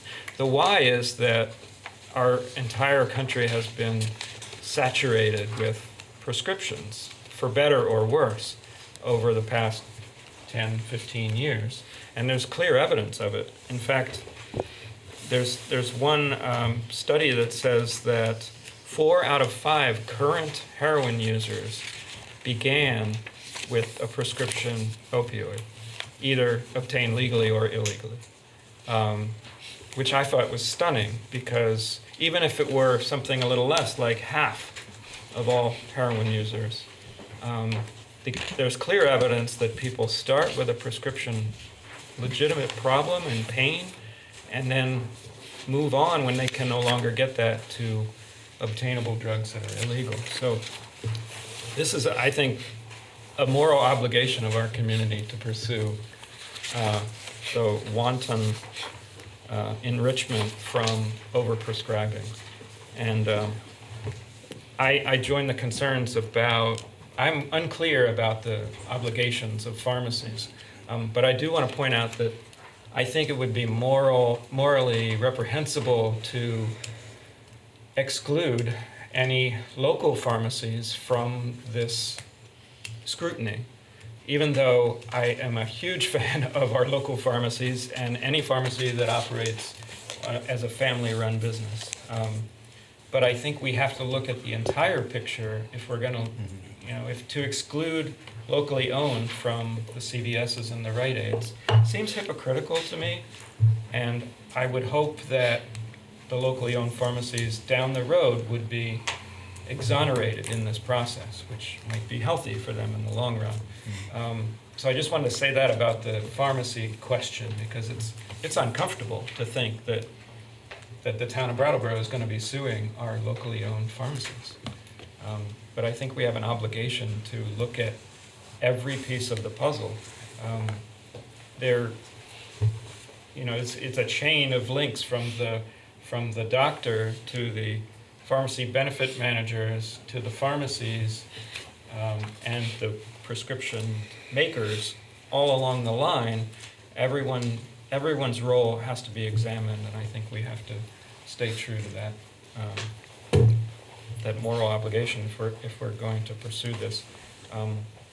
But I do also have a question about the doctors, like why did the Bennington suit not name doctors? And it might be because of malpractice, I think you were saying. Right, that's my guess, and I hesitate to say that with any authority behind it without speaking to the Right. head litigation attorneys on this. But my sense is that brings it into a medical malpractice type of a lawsuit, which has very different facts and topics to prove than the other torts that are included here, such as public nuisance, and I mean, it even goes into racketeering charges, which gets quite complicated. But as far as the fraud, it may just be the different elements of what will go into a medical malpractice suit that they've stayed away from bringing in the doctors. But I will ask that question for you. And just one final clarification, if we were to join this, and it would the town of Brattleboro be the actual plaintiff in our version, or would we be joining the prescribed? I think it's got to be with the town of Brattleboro entering as a separate lawsuit in what's called a multi-district litigation, where they group all sorts of these cases together against the same or similar defendants. Obviously, some of the defendants are going to be different. For instance, even if you take pharmacies, we have different pharmacies here in Brattleboro than over in Bennington. So the Brattleboro case would, if you chose to go after pharmacies, would deal with the ones here in Brattleboro, not the ones in Bennington. Yeah. So I'll have to clarify with some of the questions that I had for the attorneys dealt with. Assume this all goes forward, and assume this is a multi-year type of case, but it could be 2, 3, 4 years down the road. Let's say there is a settlement or there is a jury verdict and the money comes in. How that money gets, those damages get allocated between the various towns, that's a question that is still out there I don't have a very good answer for. And just because we haven't spoken it out loud, but it's been in your report, the commitment from the town is limited. Could you just speak to that? That's correct. This type of litigation would be on a contingency fee basis with the attorneys, where they would take a percentage, 25% of the damages. They would front all of the upfront costs of the cost to serve, the court fees, expert witnesses, everything. But in return, they, upon a successful resolution, they would get 25%, and the 75% would be distributed accordingly. I'm not quite sure how that would work among the various plaintiffs in the case. Great. So we should expect some time commitment down the road, certainly, Yes. but not monetary commitment. Yeah, at this time. from a time commitment, or at least what we were told, is that would probably be something more a year or so out from now, when you get more into the discovery and the specific facts per the town. I think originally, or initially, not originally, the commitment would be relatively light. There'd be a certain amount of commitment over the next month as far as getting a suit filed, if you do indeed authorize joining that suit or bringing the suit in the multi-district litigation. David, do you have anything? No, I support pretty much what you I said. wouldn't mind saying a couple of comments. Certainly. Yeah. So the question originally was like, should we join in this suit? I spent a lot of time over the weekend reading the document. I wanted to make sure that I knew what it was that we were getting into. And I think anecdotally, a lot of us out in the world know that there are people complicit in manufacturing this crisis and profiting from it. I think that out in the world, sometimes when we hear about drug addiction, we talk about individuals' failings, moral failings, what have you. But the points that are made in this suit make it very clear that along the supply chain, all along the supply chain, people profited from this and could have acted differently to prevent it from becoming the scale of crisis that we're currently facing. I can say in my own circle of folks, I know several people who became addicted to prescribed opioids and ended up using illegal drugs to manage that addiction. And the overprescribing of opioids to relieve pain in this suit, it's alleged that that was entirely unnecessary, and that people could have acted differently along the way. They could have chosen to make it easier to get drugs that were not opioids. They could have chosen to require pre-authorization for drugs. They could have chosen to lessen the amount available and the duration for which a prescription could be filled. And the failure to do that is a failure to protect the health of the public. And as far as I can see, the only motivation to do that is profit. Right? So whether the town ends up with a big fat settlement or not, I think that we have a moral obligation to the folks in the Brattleboro area, not just Brattleboro, but as a hub town, right? We function in that way as well, right? And we know that we have a drug problem right now, and we know that that doesn't stop at our borders. Bennington is not so far away, and I think it's entirely appropriate that we join with them.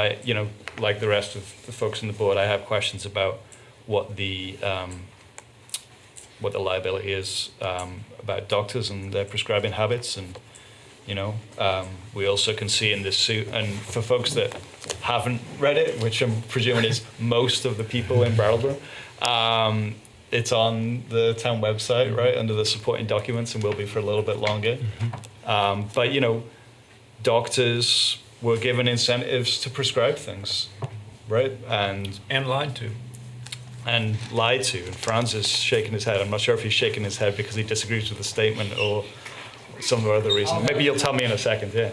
And I think it's really important to enter into this suit as a way to uncover a little bit more about the story, so that we can change the story about what drug addiction is from being one of individual failing to being something that's part of a wider system that at this point in time in this country was largely driven by the desire to profit.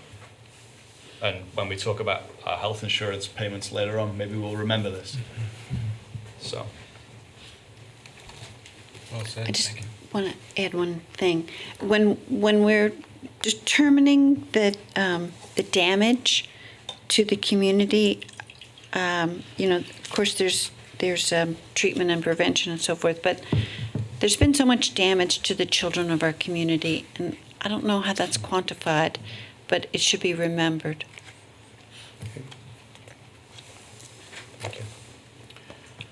On that sobering note, is there anyone in the public that would like to speak to this topic?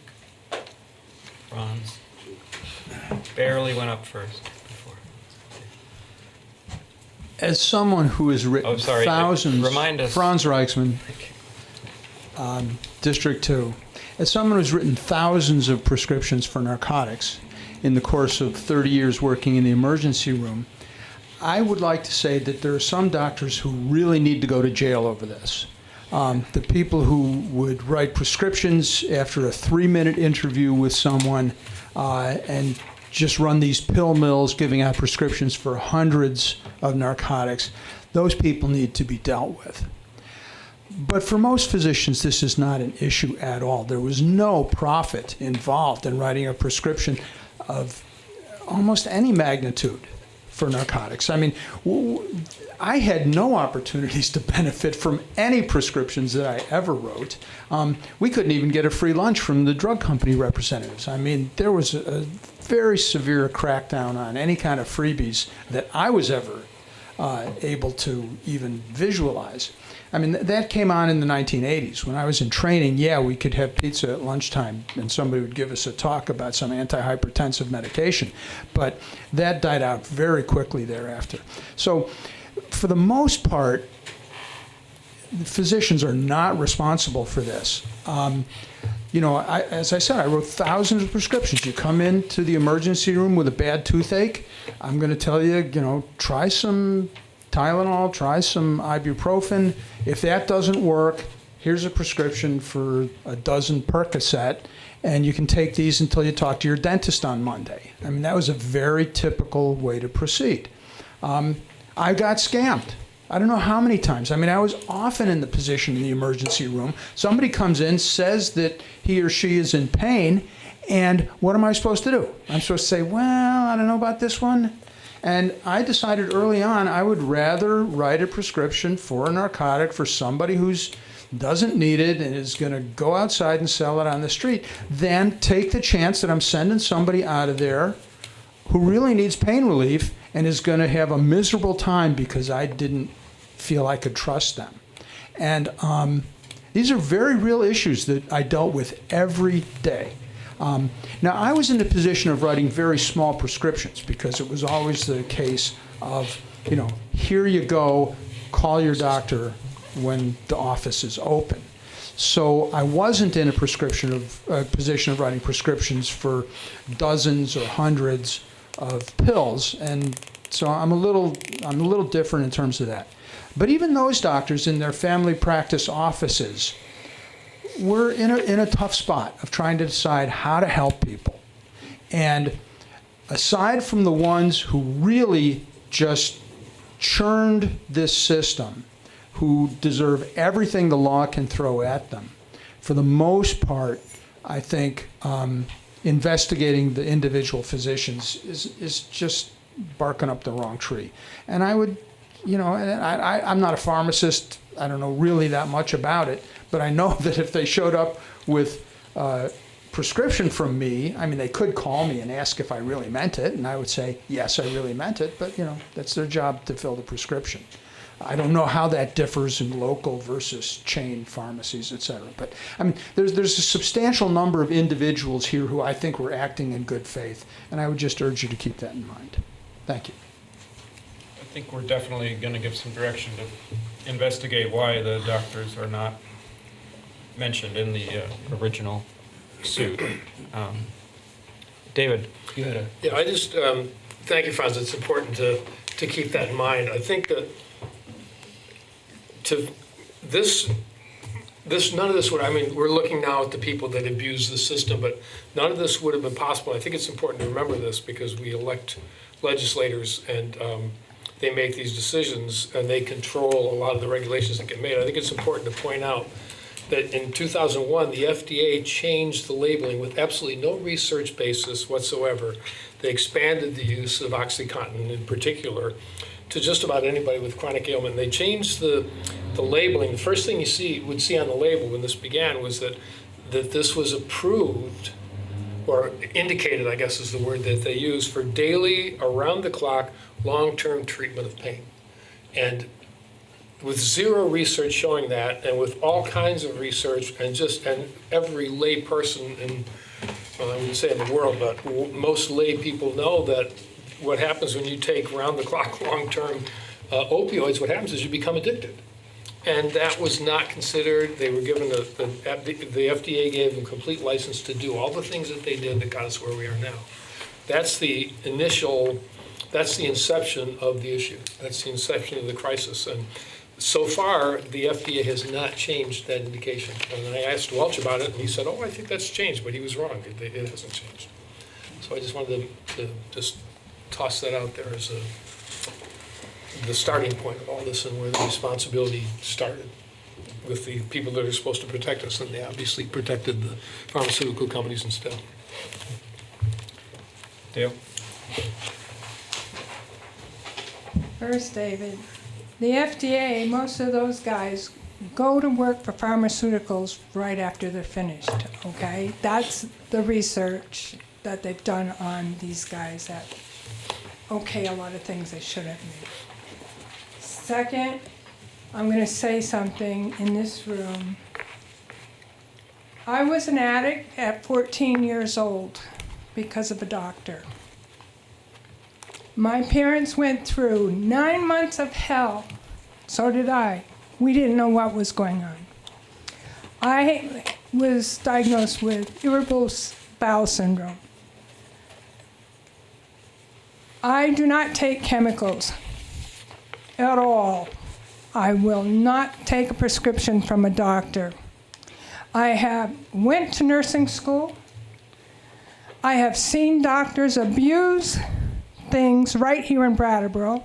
Thank God the one that I had to deal with, he no longer is living. He can't prescribe anybody else things like that. My son was born with Crohn's disease. He started taking hard opiates from doctors in his teens. My son just died 2 months ago, not even 2 months ago, from an overdose of fentanyl. He has been fighting his addiction all through his teens, all through his adult. Thank God he don't have to fight anymore. He started with a doctor. Yes, I agree with you, but I think doctors should be implicated in there too, even the good ones.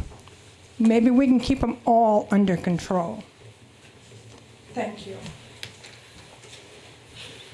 Thanks, Dale. Sorry for your loss.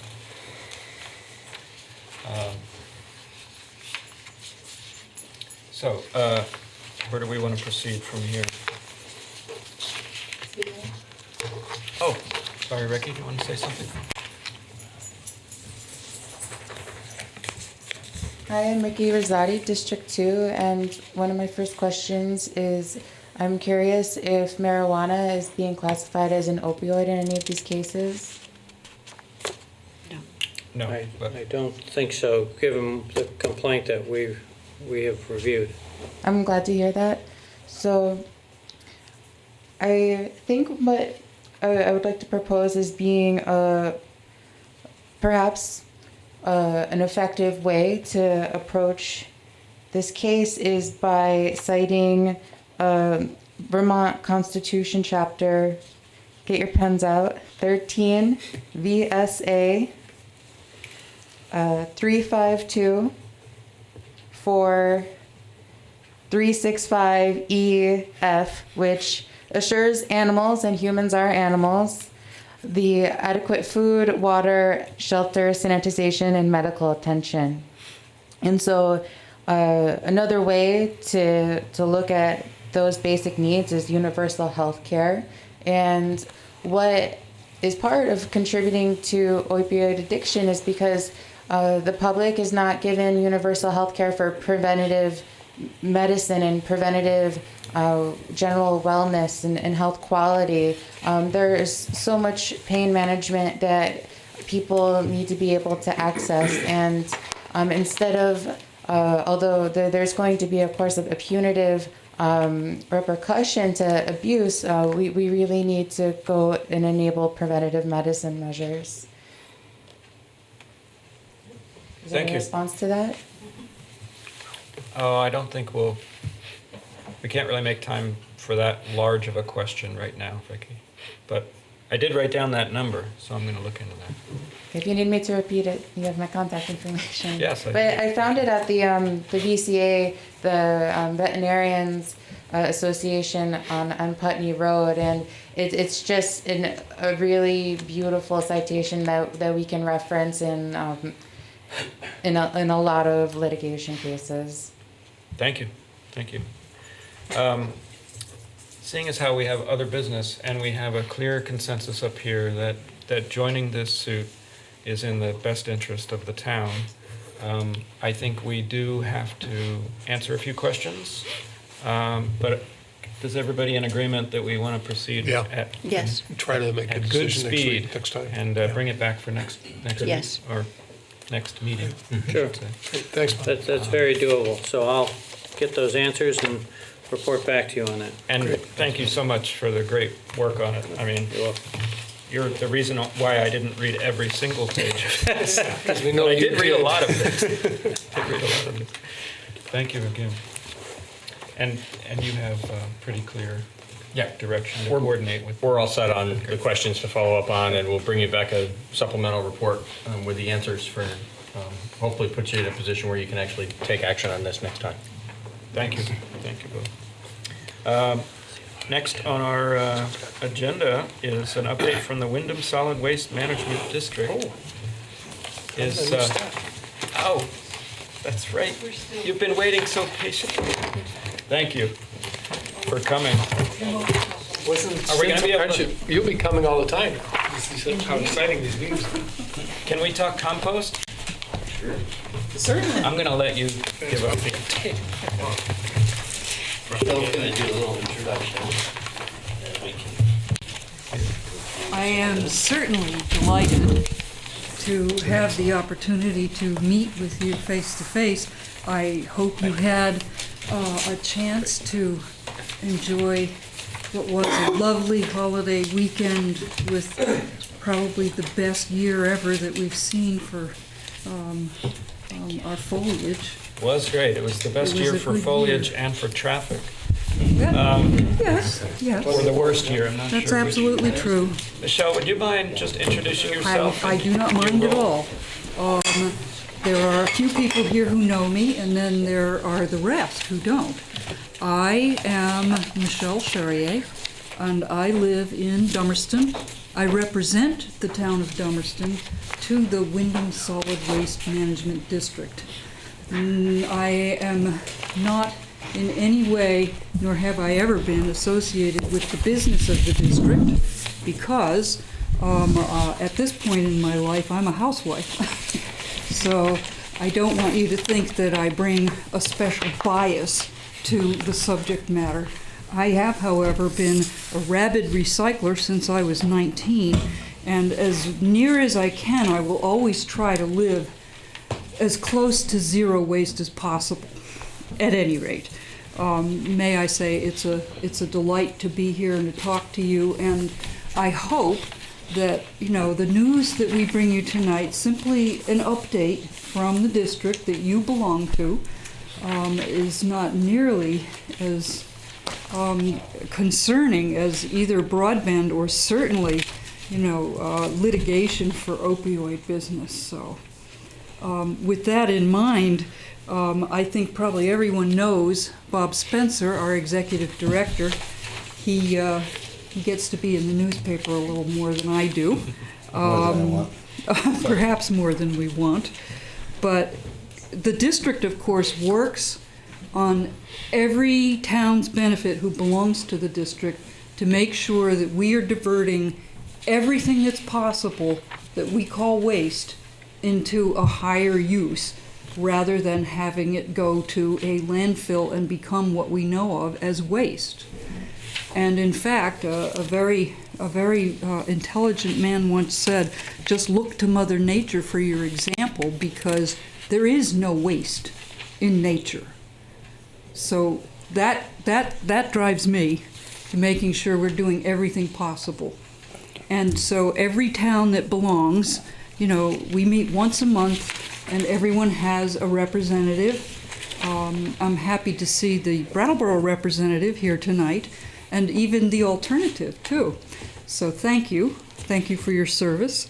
I can tell you that we did once run a business that was able to recover materials, and we were able to sell it, and we could support the district's mission by that means.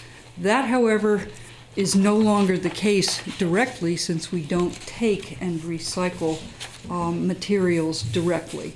Regrettably, those markets disappeared because the world changed. So we still do, of course, have assessments to each of our towns in order to keep our processes running.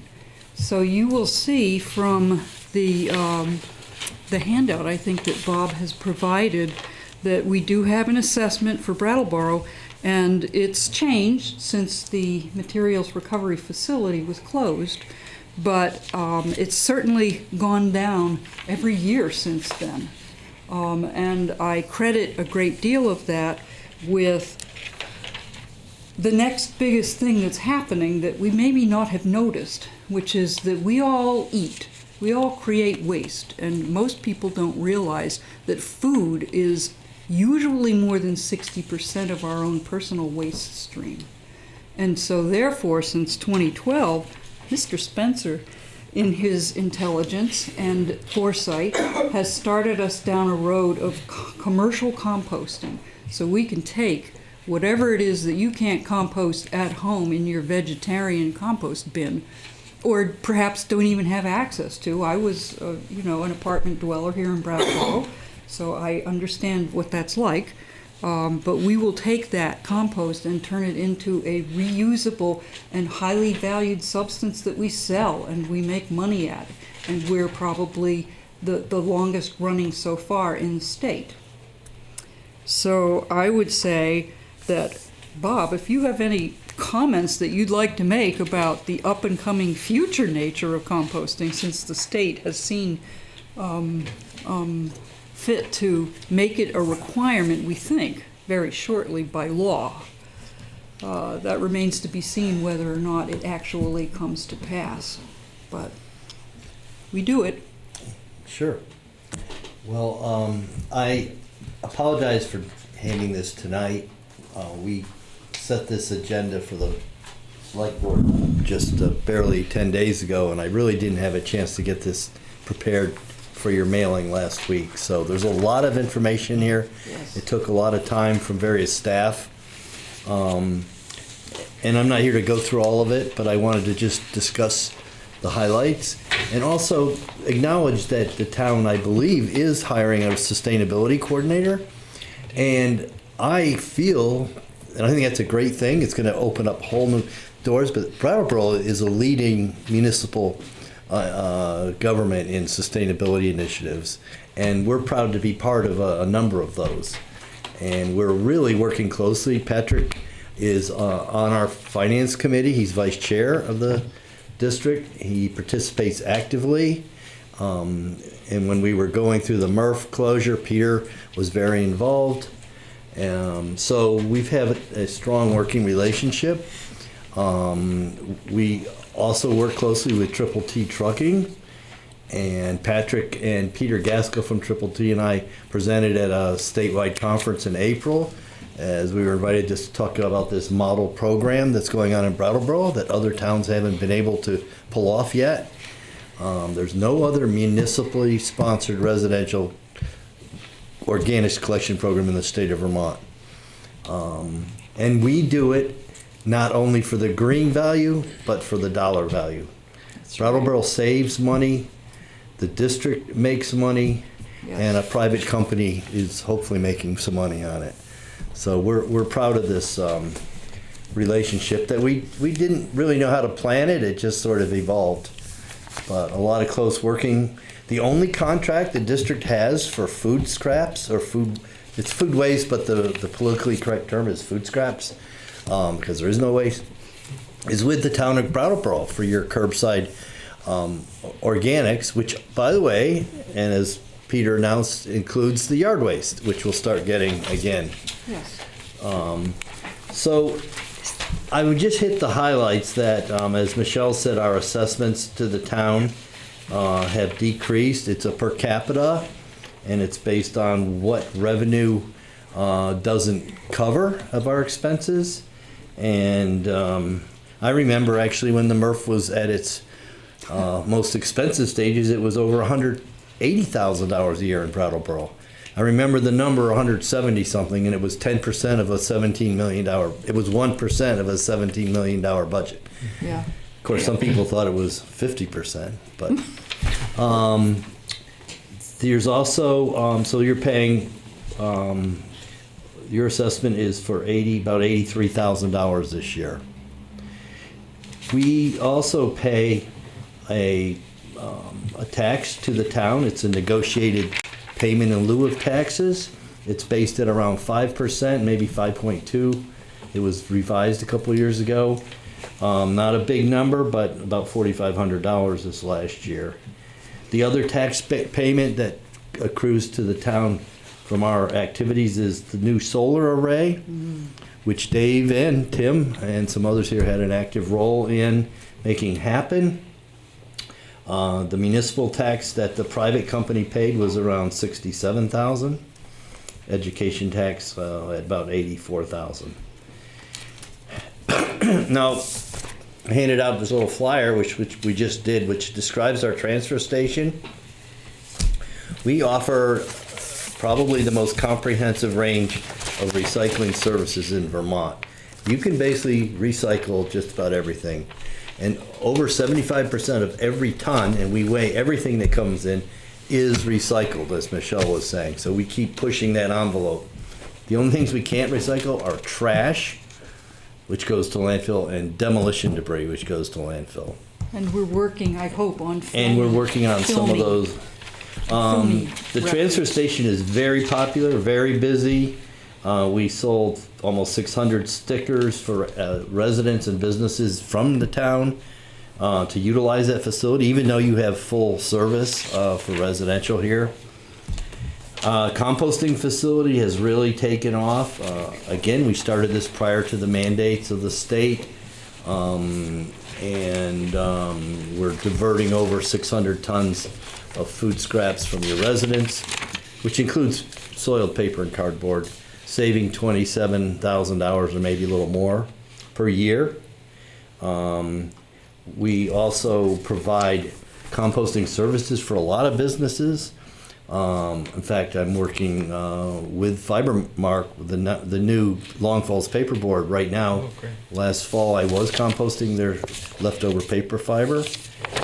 The state's required a new permit, but could be a big anchor client to us, as well as many businesses and most of the schools too. The solar deal, this is huge. It's been a game changer to the district.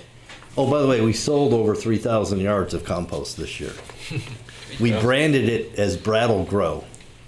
And we donate, I've donated up to 2 yards to just about every school garden in town, as well as Guilford, and thank you. And no, very proud of that, because it's the only recyclable item that stays right here in town.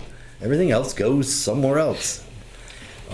And your residents, and I was a skeptic, have done the most amazing job separating their organics. We get very little contaminants. It's truly remarkable. People are so conscientious. We get calls, can I put my nail clippings in? Can I do my Q-tips? Can I do Chicken bones? I say, sure, bring it on, you know. But there's a lot of credit due to the people of this town. They have embraced it, they take it seriously, and they're proud of it. And we're proud of it too. So coming back to solar, the town is an off-taker at almost 22% of the total 5 megawatts. The high school is also another 20%. This, I have not looked at the numbers. John, I'm sure, has some idea, but it should be saving the town on the order of $90,000 or $100,000 a year. And I think the school too. And over a 20-year term, that's some big bucks. And the district is also an off-taker. And the company pays the district $102,000 a year lease. So this has actually changed the district. That's one reason your assessment has dropped. New revenue sources. Considerable reason. And you should know it's a very volatile business. The solar array just sold for the 3rd time in 3 years to another company. I think this company may be here to stay. The first company that developed it was out of Shanghai, sold it to another company out of Hong Kong, it was based in Toronto, and now a company based out of New York with an office in Montpelier owns it. Closed last week. We're getting closer Yes, we to are. home for ownership. I suspect that might be the closest we'll get. Yeah, and nothing changed. It's just the deal, it was an asset sale, and Yeah. so we're very happy to have that deal survive those. This Saturday, we'll be having our annual Household Hazardous Waste Collection event on Old Ferry Road. We're also running one, I'll be running one in Stratton at their town transfer station. We move them around, but I put the numbers here that we've served, over 600 households in the last 8 years from Brattleboro. You've probably been there, or some of you, but the line will be there at 8 a.m. and we go till noon. Average cost is over $100 per vehicle, but we get a state grant to help offset that. So far, we have not had to incur district expense other than our time, staff time, which we all put in for all sorts of things that doesn't get reimbursed. But I have to inject that at this point, the state feels pretty strongly, and our programs manager will be looking into the fact that they would like to have more frequent access, perhaps less on the, 4 times a year and more on perhaps, once a month, or maybe even more frequently than that. And so they're adding that potentially to districts to look into, and we certainly will be. In fact, we are There's more actually convenience. applying for a grant to build a permanent facility in the closed MRF building. Right. It would be open maybe one day a month, but, so as Michelle was saying, more frequent access. And that's a very good program to divert this material. If there's a fire safety hazard for firefighters and first responders, it's not just, environmental protection. I listed a bunch of things that we do with the schools, very active, including hazardous waste. I've worked with Robert at the high school to clean out years and years of paint. We work with all the schools setting up their food waste collection programs. We do training, work with the green team at the high school. So a lot of work with the schools. Same with businesses, and this is all mandated by the state, and I didn't touch on that, but all this education outreach is mandated by the state, and that's probably one of the advantages of being in a district. Some towns, if they go it their own, have to staff that themselves. So there's a lot of information here on what we've done with schools. You probably all, if you've been to strolling or other events, seen our recycling containers that we set out on the sidewalk or in the park. We have 20-some containers. We loan them out all over the district at no charge. We provide education and outreach. Again, this is a mandate, but we've been doing it prior to the mandates. Strolling has been incredible. We have gone over 60% recycling at an event that is filled with out-of-towners and multilingual participants, and it somehow works. Again, I think it's something special here. Yes. And then we just updated our website. We invested about $5,000, a little bit of our solar money, in updating our website, brought it into the new era, and you can view it on mobile devices and interact with it. And so we're Please- working with Facebook. Take a and- look at it. Check out the Yeah, it just went Facebook live. And the website, because all the feedback that we get, that Athena, the programs manager, gets, will in fact be taken into consideration and probably incorporated into what gets done on that website. Yeah, and Athena, thank you. She was going to be here tonight. She's ill, but she is our programs manager. She is the only full-time employee in the district office. We There's spend 3 your others money of us are wisely. part-time, and then we have 3 full-time staff that run the transfer station. So we're very lean, running 6 days a week, covering a lot of towns. So Hopefully, we're doing what you want and the way that you want it in a very quiet way. but we would like to do more and are open to suggestions, and that was how I closed my letter. If you have ideas, obviously Tim's work on the plastic bag and Brattleboro's endorsement of that was huge. Yes. It really led the state. And as a composter, we don't like all those film plastic bags. they get into our screeners, they blow over the site. And I also like to encourage anyone here and in the public or listening on TV, you can come see our facility and have a tour. So that's it in a nutshell. I know you got a big night, so. We do have a lot of other business. It's fantastic. Good. Thank you. I get really excited about this stuff. I don't know why. As you know, I've visited several times and been able to, you can go to the compost pile and play with it, and we'll go with Bob's. Feel the heat. Yeah, exactly. I could have used you a few weeks ago when we were having this very intense conversation about our sustainability coordinator, because you had this phrase you just used about Brattleboro being pretty far ahead of a lot of other communities when it comes to sustainability practices. They are. That is not to say that I'm not fully in support of our new hire that's coming in. Because No, and I would like to have it to work, but I'd like to orient that person to all these things. And yeah, well, they're going to have a lot to learn just to get up to speed where we are now. we're also, like Patrick and Peter, involved with statewide network of municipal managers. In fact, tomorrow we have a statewide meeting in our office of recycling coordinators from around the state. I participate in the solid waste district managers monthly meetings. I usually call in, but we exchange a lot of information, and it's a good network of people to share knowledge with. So I don't have anything else. If I think you're doing a great job. Anybody else have questions? One comment.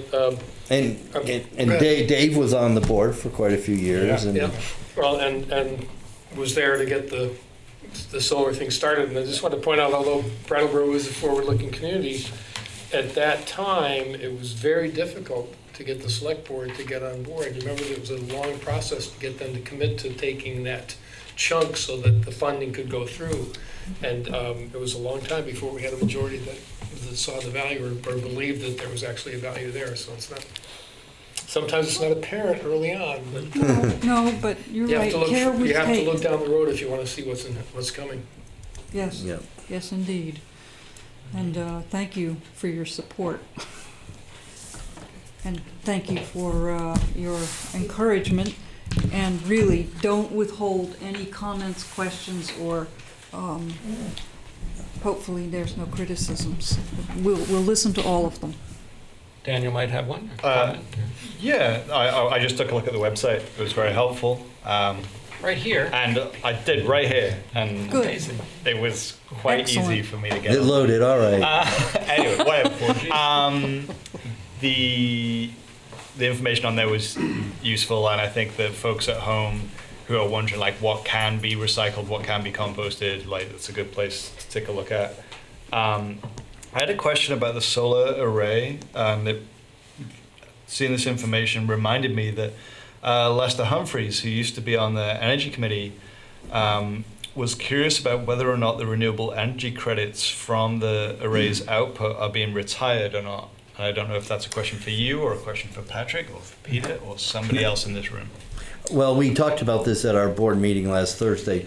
The renewable energy credits, or RECs, are actually retained by the owner and shared 50%. It's a commodity market. Yeah, I understand. They have not kicked in, but the value has gone up fourfold in the last year. I just got for our annual budgeting, our FY21, which we're all starting, an estimate of over $100,000 to the district for RECs in FY21. Mm-hmm. It could be more than the lease. Yeah. So, yeah, there is a philosophical, question there if we had retired the RECs, but the company that negotiated the contract wanted the RECs, and they said, and we did have discussion about it, and the compromise, we would end up with 50%. Mm-hmm. Now, I don't know if we could retire our 50%, but so far I kind of like the idea of having an extra 100,000 hours a year. Right. Maybe for folks who are at home and don't know about renewable energy credits. So, like, my understanding of how they work is that if a renewable energy credit is not retired, we cannot truly call that energy renewable, because then it's traded on a market to offset fossil fuel production. Yes, so that's correct. Yeah. So I have been asked this question by a number of people, particularly from Brattleboro and some of the Energy Committee people. Sure. You know, could the district retire those credits and then let the town and the other off-takers have the renewable energy attributes? It's possible. Remains to be seen. But right now, we're just coming out of our dark days of not having money. It seems kind of nice. I'm not. I love the environmental cast a benefits, don't get me cloud wrong. on the thing, but I wanted to ask that question because I've been remiss in sending an email to Patrick a couple of weeks ago, and this seemed like a good opportunity to at least air that. And I know it's something that people in Brattleboro, as you pointed out, do care about, and you know, A lot of energy nerds here. yeah. I want to talk about compost myself. That's all I Do it. No. I'm trying to be cognizant of the time here. I think Ricky did want to ask a question. I just have a question. Oh, sorry. I'm sorry. Ricky, 1 second.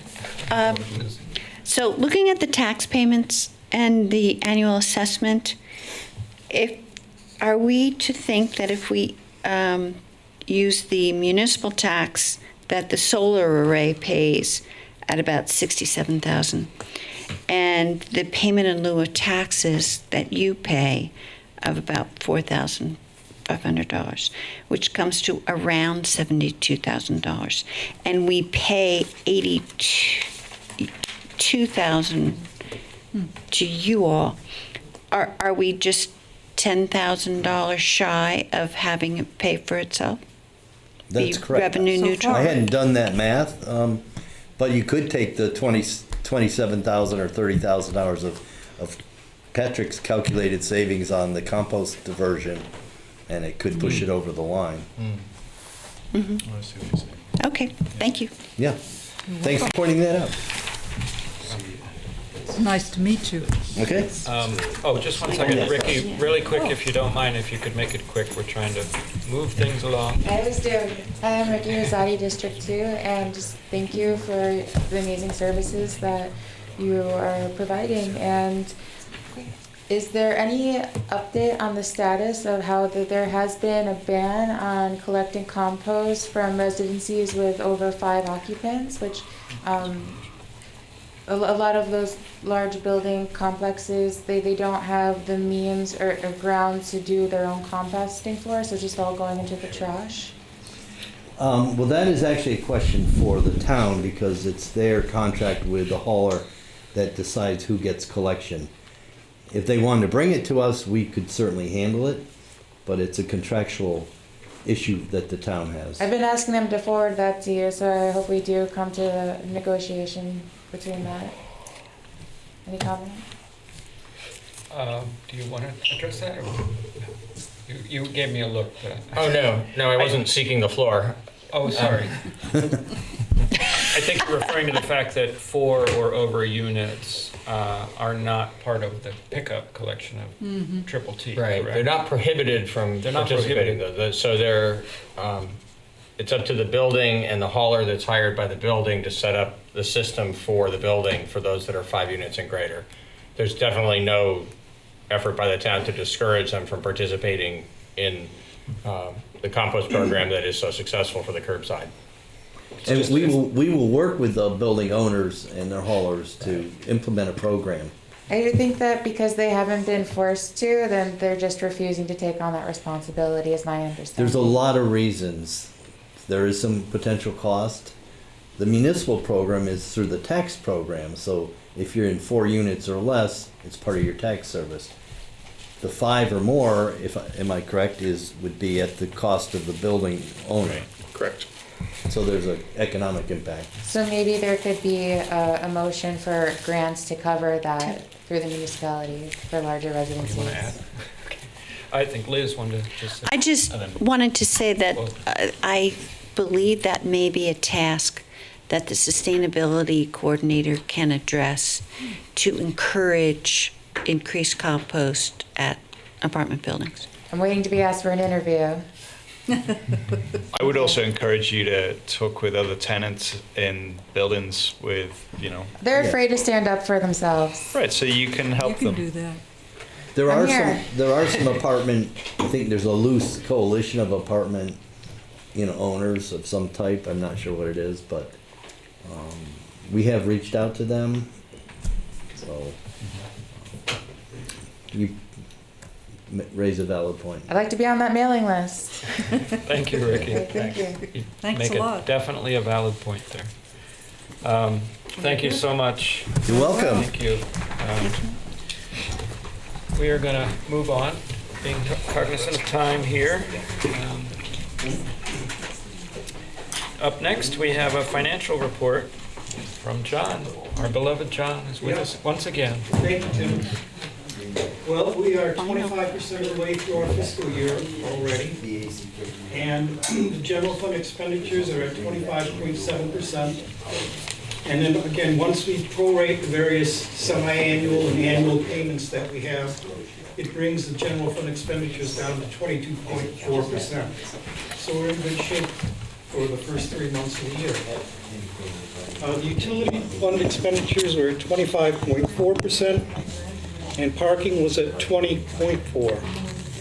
And again, if we prorate the encumbrance for sludge removal, which is $120,000, that brings our expenditures in the utility fund down to 23.9%. Thank you. So again, all the funds are doing well for the first 3 months of the year. Thank you.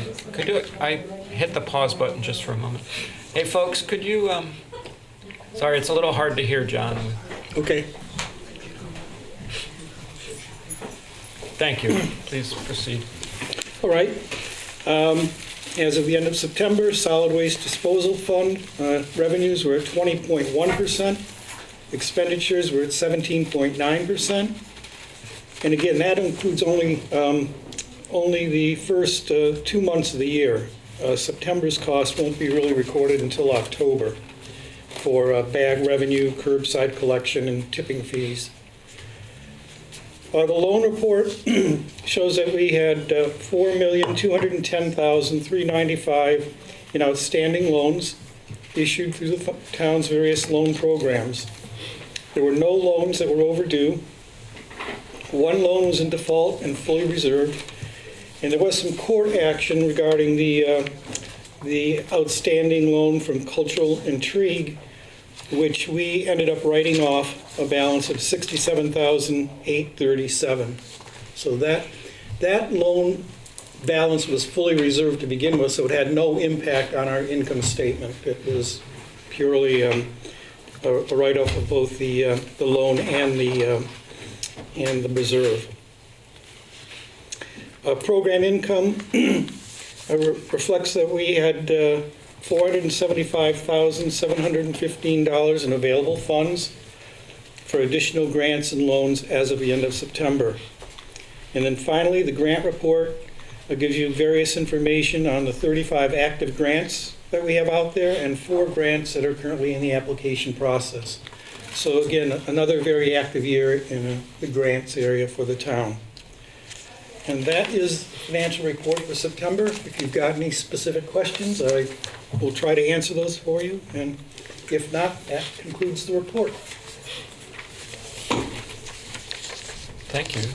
I have 2 items. You must have. No, I don't. I was reading it. I was like, oh, maybe I need to have a ton of questions for John because, like, it's his last or one of his. Well, that was my second item. But, I just want to point out that the sales tax is frustratingly incomplete, probably at this time. Very much incomplete just at this because time. It's a trickle. You'll see that number come up as the program gets fully implemented. Right, right. But it is something there, so that's exciting to hint at the future. At least for me, I get excited about odd things as we've already experienced tonight. I think my only other thing is just to celebrate and thank you so much for such wonderful years of service to the town. I'm sorry I didn't know I was going to be chair. I would have prepared something A resolution. a little more flowery, but would you like to have the floor for anything? I just want to thank you, Tim. I appreciate the recognition. It's been wonderful working for the town. I've really enjoyed it. And the time has come to move on. So, Yeah. But it's been a great job. And very enjoyable working with you and the staff. We've been lucky to have you. Thank you. Yeah. Thank you very much, everyone. We all feel that Yep. way. Yeah. Thank you again. All right. What about And this it's a good line item segue here? to the next item. Yes, sorry. So the next item is on the agenda because of the transition that we're entering into. And so as part of looking at things that need to be addressed as John moves into retirement, one thing that we noted was he's the sole person currently allowed to make wire transfers on behalf of the town.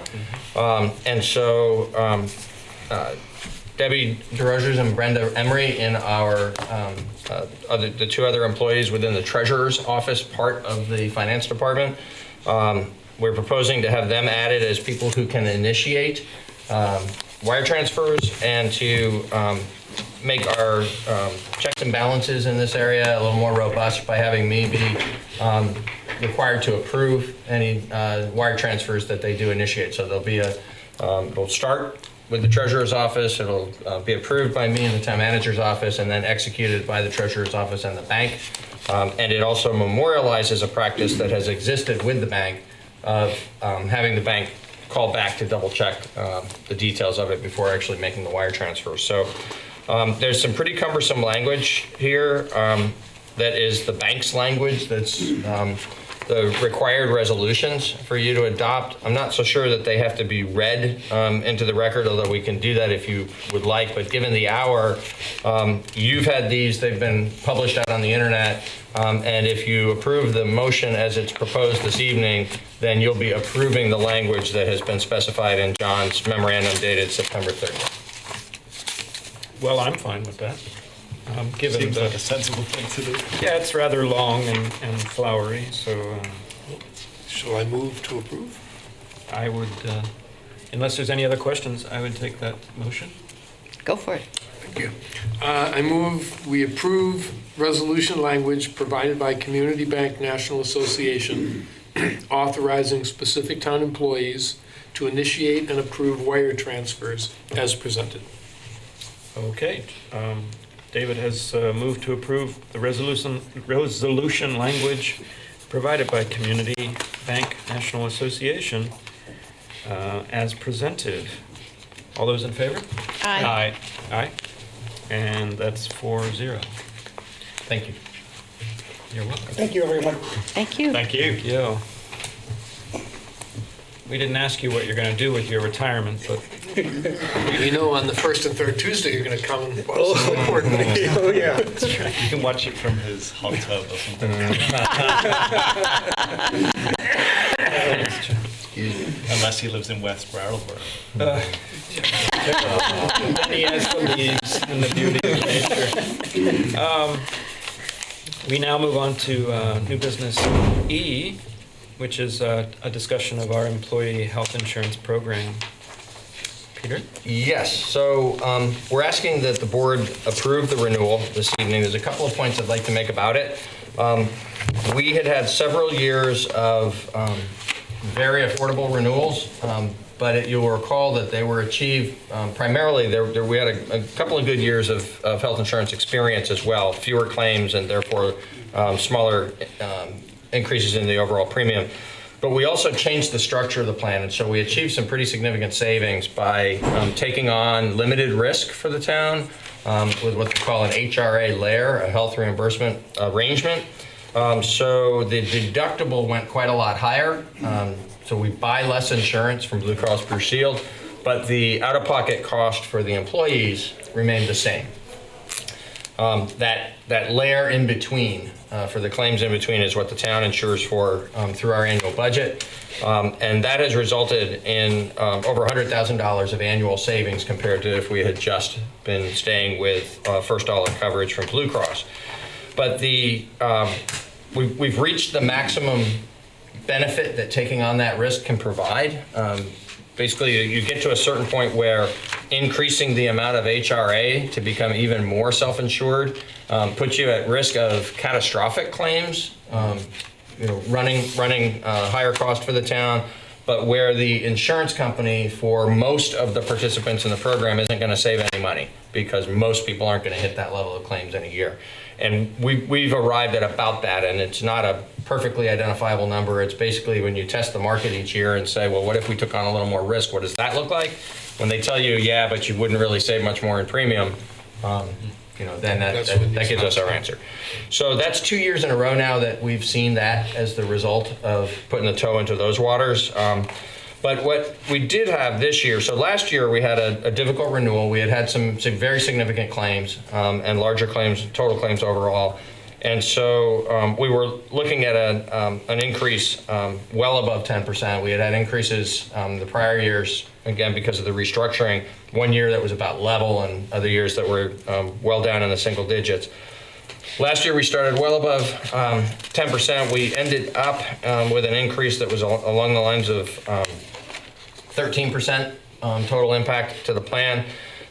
Concerns were raised at that time that we really couldn't do anything more about that. We needed to approve it and put the plan in place, but that we needed to address with the employees the matter of employee contributions to the plan and take a look at other ways in which we might save money without reducing the quality of the plan.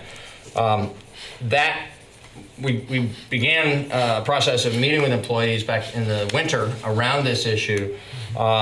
It is a normal part of a health insurance program for most employers that employees do contribute a portion of the premium. I will say the town employees recognize that, and we had really constructive meetings around how to introduce this concept back into the town's plan. It had been a cost sharing of premiums years ago, but when the town switched to a high deductible plan back in 2012 or 2013, we had switched over to the situation where the town was paying the full premium. Over the years, of course, when that stayed, the arrangement, and 100% of any annual increase was picked up by the taxpayers, that became a more difficult arrangement to defend. The employees completely understood that, and we had meetings where we talked about how to phase this in a way that it would be fair and affordable for households, but at the same time sort of bring back that element of the plan that is normal across other employers. It also gave us the opportunity to collaborate with the employees, with representatives of each of the 4 unions plus non-union employees, in a manner similar to when we had been looking at health insurance reform in general back about 4 years ago. And it was as a result of those earlier employee committee meetings that we actually came up with the HRA concept that has been such a created such a savings for the town. So we were pleased with the prior results. We were hopeful of incorporating that same kind of process and having some shared responsibility for how we would move forward with the plan, and arrived at the employees contributing 1% of the premium this year, 3% next year, and 5% the year after, and that's been memorialized, approved by the select board, and memorialized in the various collective bargaining agreements. So that is the arrangement we agreed upon. And at the same time, because the employees now will have a stake in the annual renewal, we thought we've had really good experience twice now in doing this work as a committee, bringing together the perspectives of employees from different parts of town government, and the town administration, and the expert advice that we get from the Richards Group. And we wanted to take advantage of that on an ongoing basis and look at the renewal each year as a team and see how we might, again, achieve better outcomes for the town's taxpayers and the employees. And in fact, in the work that we just did, the initial proposal from Blue Cross Blue Shield was a 14.7% increase in the premiums. We were able to work together through this process to arrive at a 12% increase, which is still substantial. It's still slightly above the market, which is running at about 10% or so. But it is also carrying the second half of that impact from the rough year we had with a lot of claims and a few very large claims. And so we think in looking to the future that we can expect and hope, depending on whether any significant claims arise unexpectedly here in the future. As of this year, the experience we've had so far in this calendar year has been below market and below our own history. So we're hopeful that the next year's renewal will be a more affordable renewal. But in the meantime, just by having the new arrangement, the overall increase in the cost of the program with the benefit, the mitigating impact of that HRA layer is 9.7%. And the town's increase for town taxpayers, because of the contributions now from the town employees, is at 8.7%. That is still a $200,000 increase, $202,000. So that's still about $0.0175 on the tax rate. Not an insignificant expense at all. But given the broader context of the market and our own experience with high claims over the last year, we think that the process was successful and that we've arrived at the best outcome that we could. So with that as the background to how we've arrived at what's before you tonight, we do recommend that you approve the renewal. Great. Okay. Anybody, I have my own frustrated comments, but anyone else want to make frustrated comments about? Sure. Oh, first, let me just say that the frustration is not with staff's work on this. No. I think it's excellent work, and thank you to the Richards Group for being, sounds like a good partner and finding the best. They are, and good negotiators on our behalf with Blue Cross. Actually, I had like a boring question before I launch into like a diatribe. On the plan renewal document with like the 2019, 2020 and the negotiated renewal. Yes. In the premium section, yes. I'm presuming that S, D, and F are like single, double, family. I don't know what D would stand for. Like. Yeah. So you've got it right. I'm trying to remember what the D actually speaks to too, but it's when there's a two people in a household. Dual. Yeah. And Probably dual then, coverage. and then there's these numbers 41, 40, and 46. What's that about? Those are the number of town employees who are enrolled in those portions of the program. Great. Okay, that's really helpful.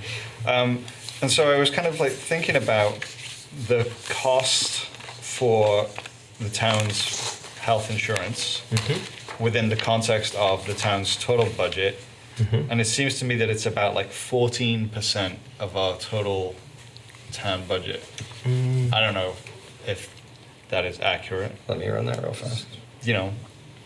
It's high. It's a lot, right? Yeah. It is a significant expense. It's a chunk.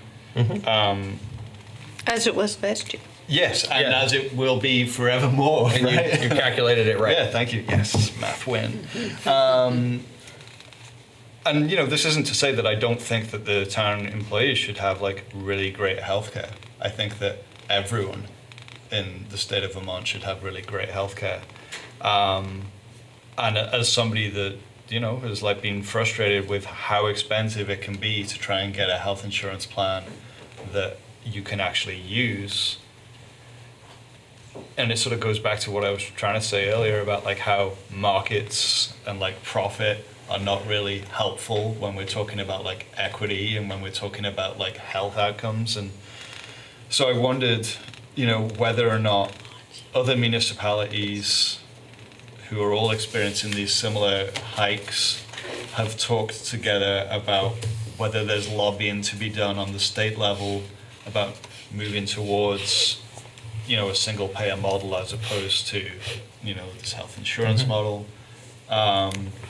And I also kind of wondered whether or not you got feedback from town employees as to their experiences trying to use their healthcare, right? Because it's all well and good for everybody to have health insurance, but if the health insurance has, I know that the HRA helps with the high deductible. Yes. But even so, sometimes people feel like they don't want to use their insurance because they can't afford some initial outlay. Right. And they end up not actually having healthcare. They've just got a card in their wallet that, in theory, means they could have access to something. So the last observation that you made certainly is a real potential impact. It's not one that we hear complaints about. Okay. I think we would if it was affecting a significant number of employees, but I can't tell you that it's not affecting any households. What I would say about the overall value of the benefit and the importance of the benefit is the town employees appreciate the fact that the town has stuck with a platinum plan. And one of the things that came out clear in the discussions that we had in the committee work was reducing the breadth of coverage in order to reduce the premium is something the employees are not interested in. Even though that would now also save them money in addition to saving the taxpayers money. They would prefer that we do everything possible to maintain intact what is a very significant benefit, what provides flexibility in terms of providers and very good coverage for town employees and our families. So, so from that point of view, I believe, and that's reflected in the fact that through the collective bargaining process that we're nearly finished with for this 3-year cycle, the new arrangement where we've got some teamwork around this and some shared responsibility for it, but also with the provision that says that the town can't unilaterally change the program, that we only will change the program by working together, is an indication of the importance of the benefit, among the array of benefits for town employees. Having said all that, I think the point you make about lobbying is well taken. There's a lot of different ways in which, through the Vermont League of Cities and Towns and on our own behalf, municipalities lobby for things that are not just about municipal services and municipal government functioning, but are about issues of importance to our communities, beyond the reach of what we actually do every day. And I think this is an area that's ripe for that, and I'm happy to take that up with the league board. And it'll be, we've just completed a process where we've established the legislative priorities for next spring. But as we look ahead to the future and ways in which we might collaborate, among the municipalities of the state, I think that's a good idea, that we should look at how we might collectively bring more to bear around healthcare. So we should definitely do that. I will say that one thing the league used to do and doesn't anymore, because it became financially not viable in ways that I don't understand. I don't know the details of it, but the league used to actually offer a pool, a health trust pool for municipalities, in the same way that the passive trust operates for our property and casualty insurance. And instead, what the league has moved away to is being just a facilitator for some municipalities to the private provision, rather than the operation of an actual health trust. Some years ago, before I arrived, so this goes back quite a ways, the town looked at that and said, we don't want to be part of that. That sounds a lot like what Richard can do for us. So we've stayed with Richards. We've had good success with Richards, we believe, in addressing the challenges that they have come along. Thanks. Just a couple of comments. One thing about doing it statewide is that we lose that flexibility to work with our employees and with Richards. And that's exactly what the state is doing now in terms of the trying to create a uniform teacher's contract. But the negotiating position of the, it's the School Board Association and the superintendents and the special educators who are on one side, and then it's the teachers union on the other. And the effort is to shift the cost to employees. It's not to have any effect on the increasing cost of healthcare. And I'm sure you know that that's due to the incentives and the lack of incentives for actually reducing costs and providing more. May I just clarify one quick thing? Yeah. Sorry to interrupt, but I understood your point to be different than having the all the municipalities be in one plan. What I understood your point to be was for the municipalities to pool together to lobby for structural healthcare reform for all Vermonters. Yes. Okay. Oh, yeah. Yeah, that'd be great. And, because the $2.5 million that is collected to pay for our 140 town employees' health benefits comes from our larger community. Right. It's Sure. We all have some skin in this game. Exactly. Right. Well, it's been hard to get the people with good health care to lobby the state for that. And as you know, there was a pretty strong effort to create a single-payer system, and we'll go into that. The other thing is, I wanted to point out is that although it's a significant increase, we're at a lower starting point because of the changes that we made over the last few years.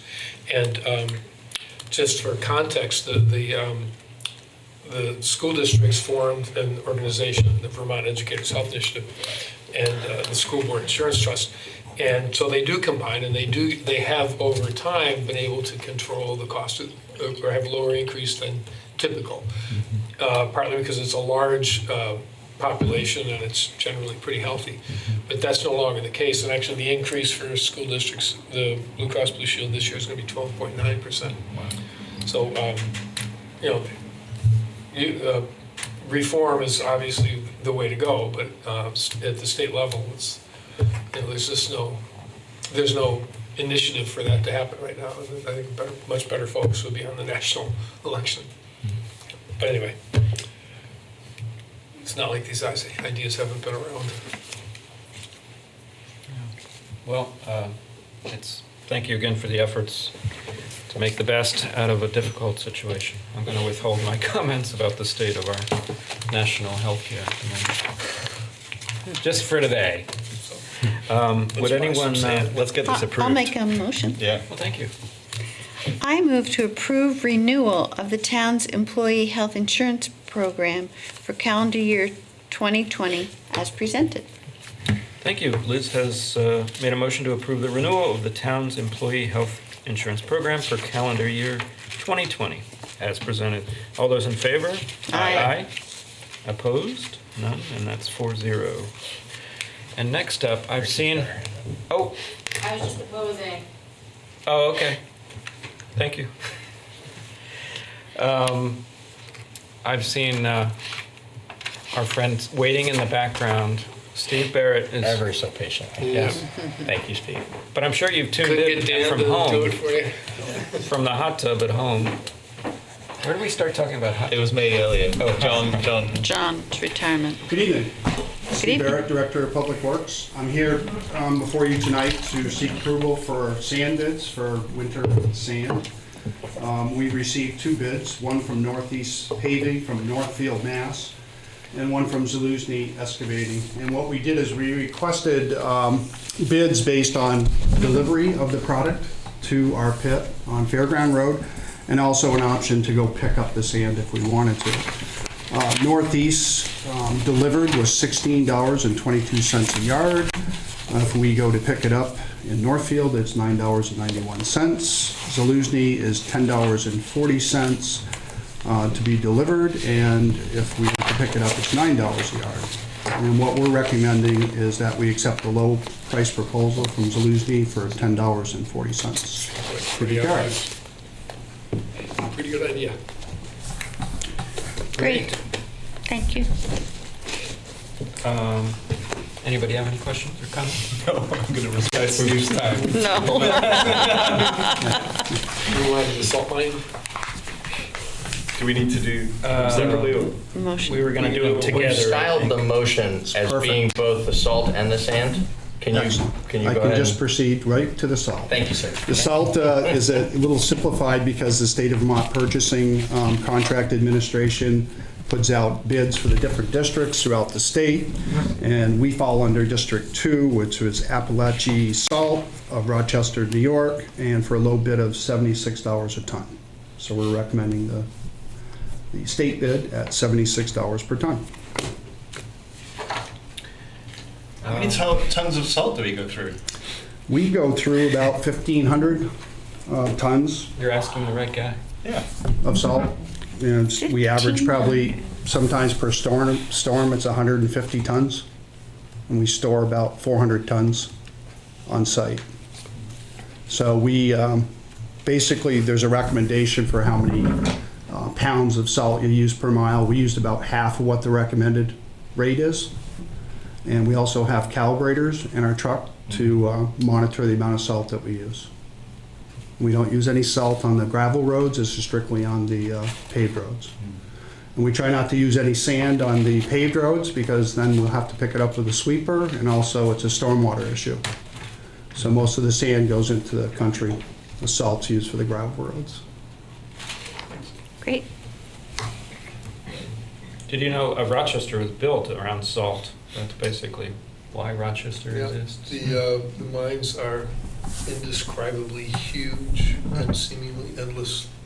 There was an ocean when the glaciers receded, and that was the shore of the ocean, so it just You kept also me know down. that. All right. I grew up in that region, and one of the threats that you would hear from your mom is, you're screwing up in school, you're gonna have to walk in the salt mines. Yeah, thought they were in Russia, but they're not, they're in Rochester. I've got a nice motion for you if you're interested. Awesome.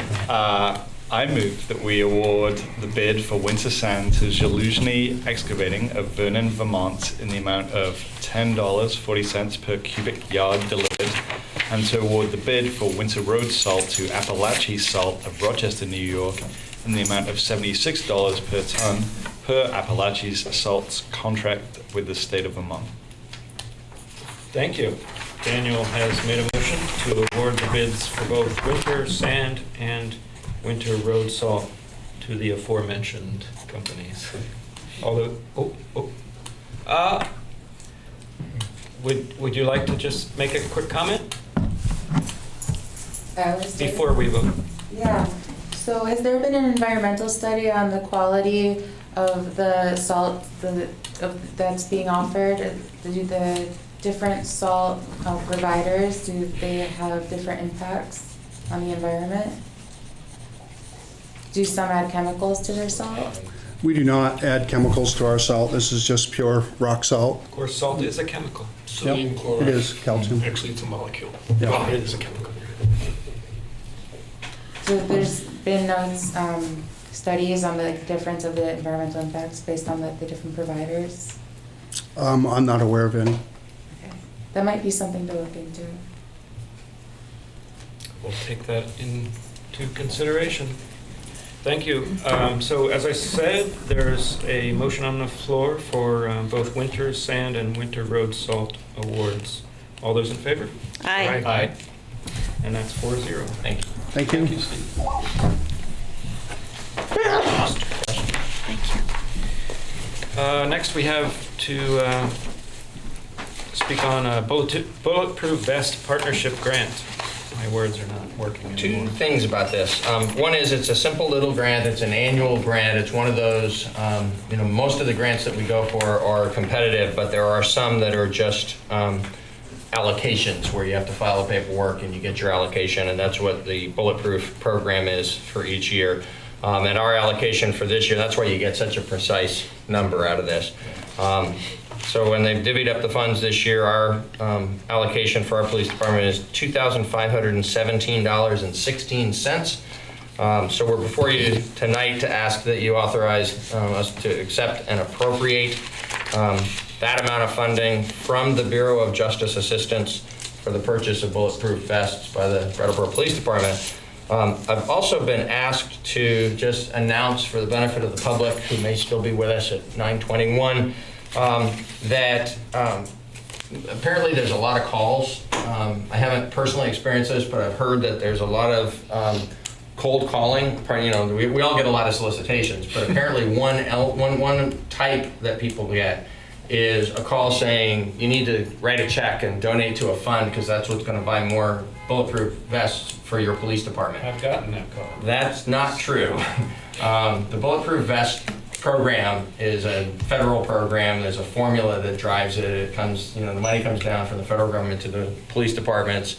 It is augmented with locally budgeted funds.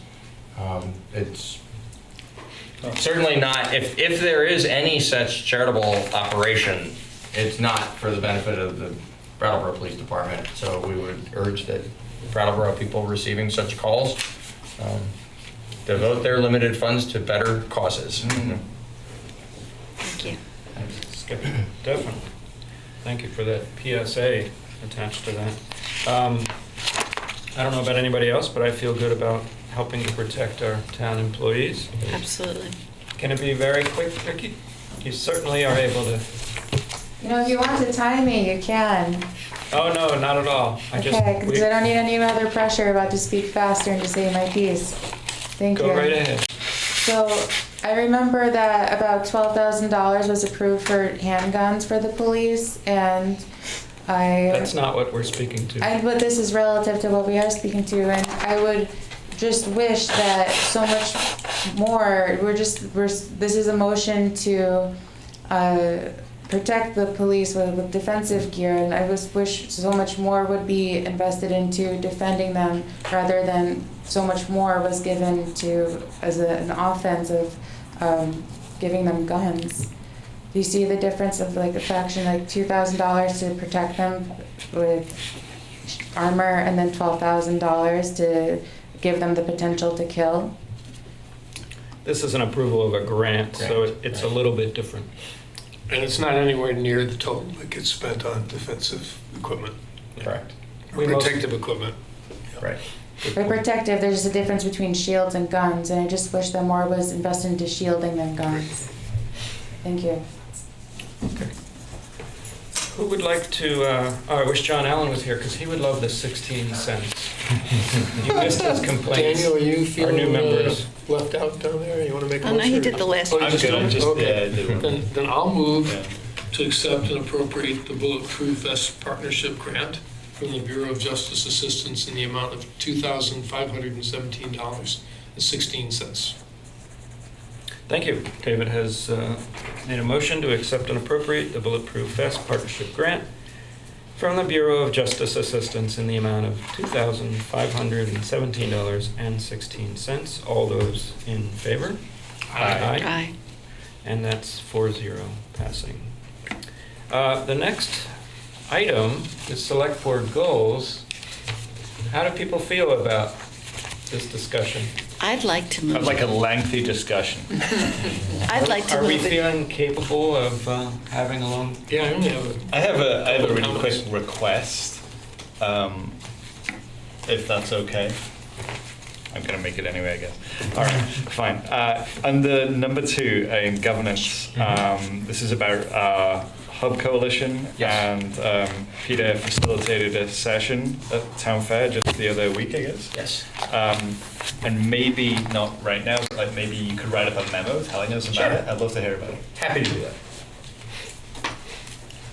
And I just, in that same area, the 1 and 2 there, that people might want to consider beginning to develop some testimony that I would like to deliver to the legislature when they start in January about why this is important to us, and try and keep that moving, and maybe contact people, select board members we know around the state to support that.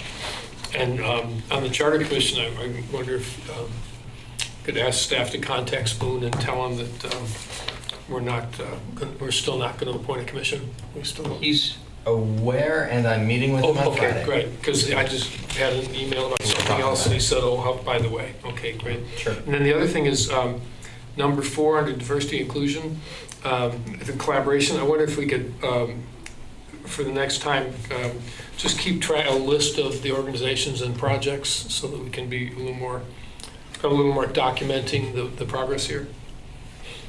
Yes. Is that I know there's the diverse it's- workforce committee, but I don't know what else we do, or Right. what other projects we're doing.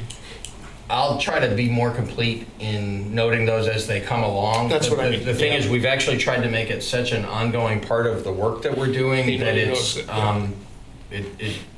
it's several times a month in different directions with Yeah. different folks around town, sometimes for special events, sometimes for ongoing Yeah. meetings like the work, the I diverse think if group. it's not just a real pain in the neck, just, jotting it down on a napkin Sure. and saving the napkins, would be fine, really. Sure. I know that there's a lot, and people ask and they criticize and they want to Yeah. know what we're doing, and it would be great to see. Yeah, what let me try to give you a more complete Great. Thank listing of that. That's it for me. I do. You have something? I have something to say, yeah. Great. First of all, I think it's, I'm pleased with our progress since these June 4th goals. And there's a lot that has been done. And I commend the staff for, and ourselves for working on all of these initiatives. I think they're great. One of the things that I would like to add is that the staff, the planning department prepared a very interesting downtown plan, charrette, and a series of events. And the town was encouraged, and there was a survey that was made, and I think there were some really constructive ideas that were brought forward in that process. It's a far-reaching plan, as I always think planning is, but we have the real potential to achieve the goals that the planning staff set, which was to take the disparate public open space that we have and create a coordinated plan, not only for the physical space, but also how the space is used and more equitably shared among our residents. So there were just some really good ideas that we should be noting, and we should keep on our list to track its progress. Maybe some of those initiatives can be brought to the select board sooner rather than later, because I think that they're just very timely and useful. Sue would bring that? Yes. Yeah, great. That'd be great. Yeah. I don't know if you got a chance to see any of I those. saw the survey and I saw some of the initial results, but I haven't seen a report. Well, I may have seen it, but not know. It was very robust. It's gonna be a few months.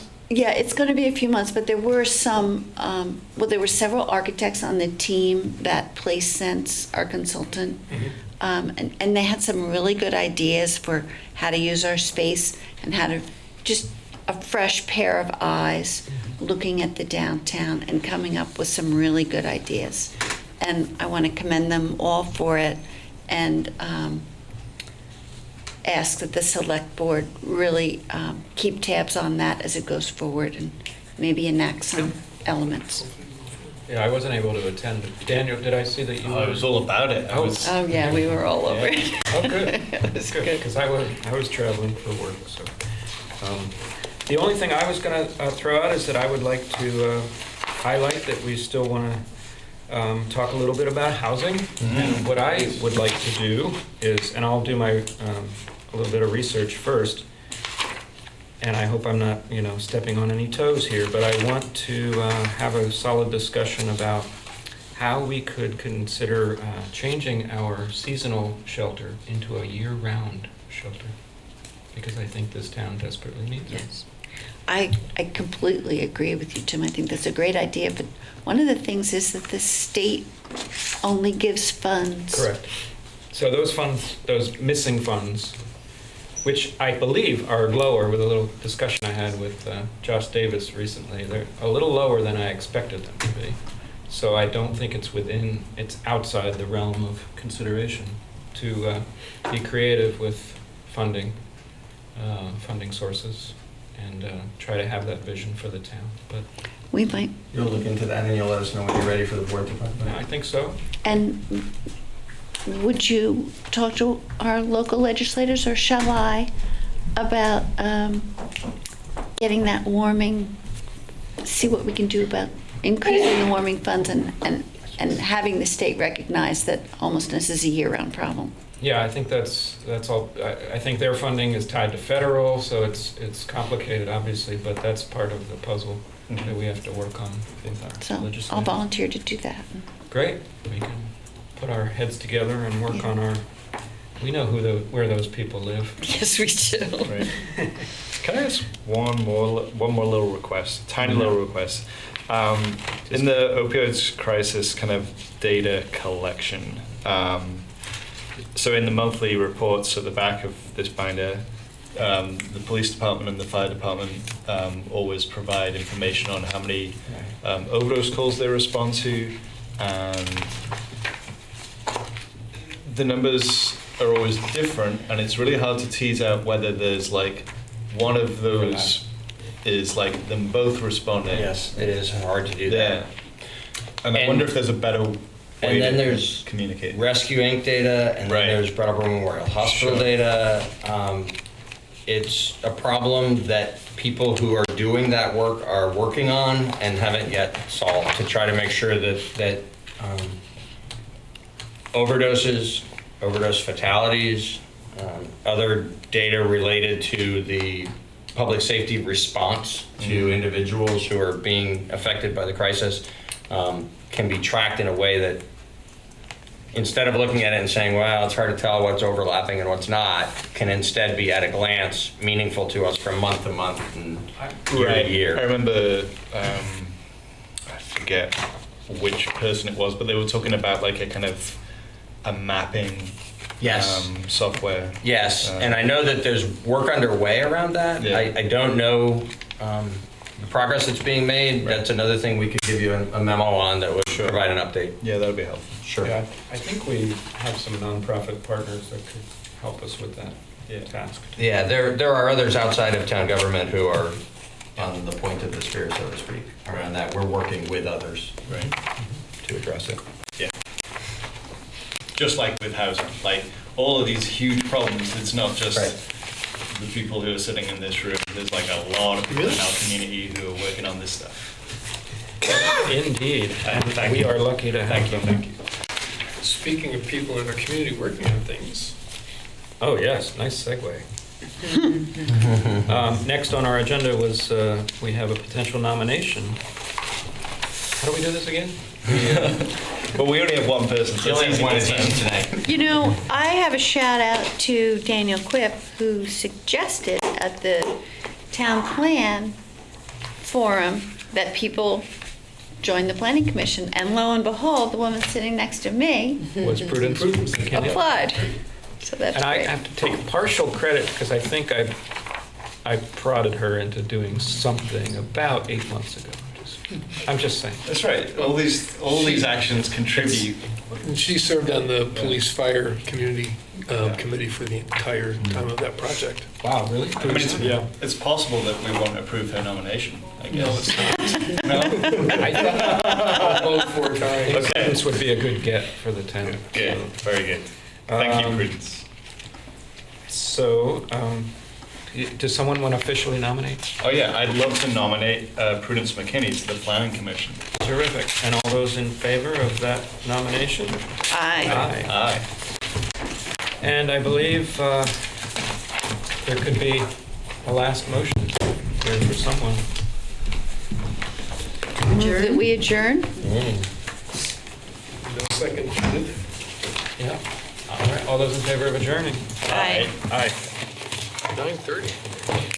Thank you for everyone watching and VCTV, etc. I need some catchphrase for the end. Yeah. That's all, folks. That gets a lot.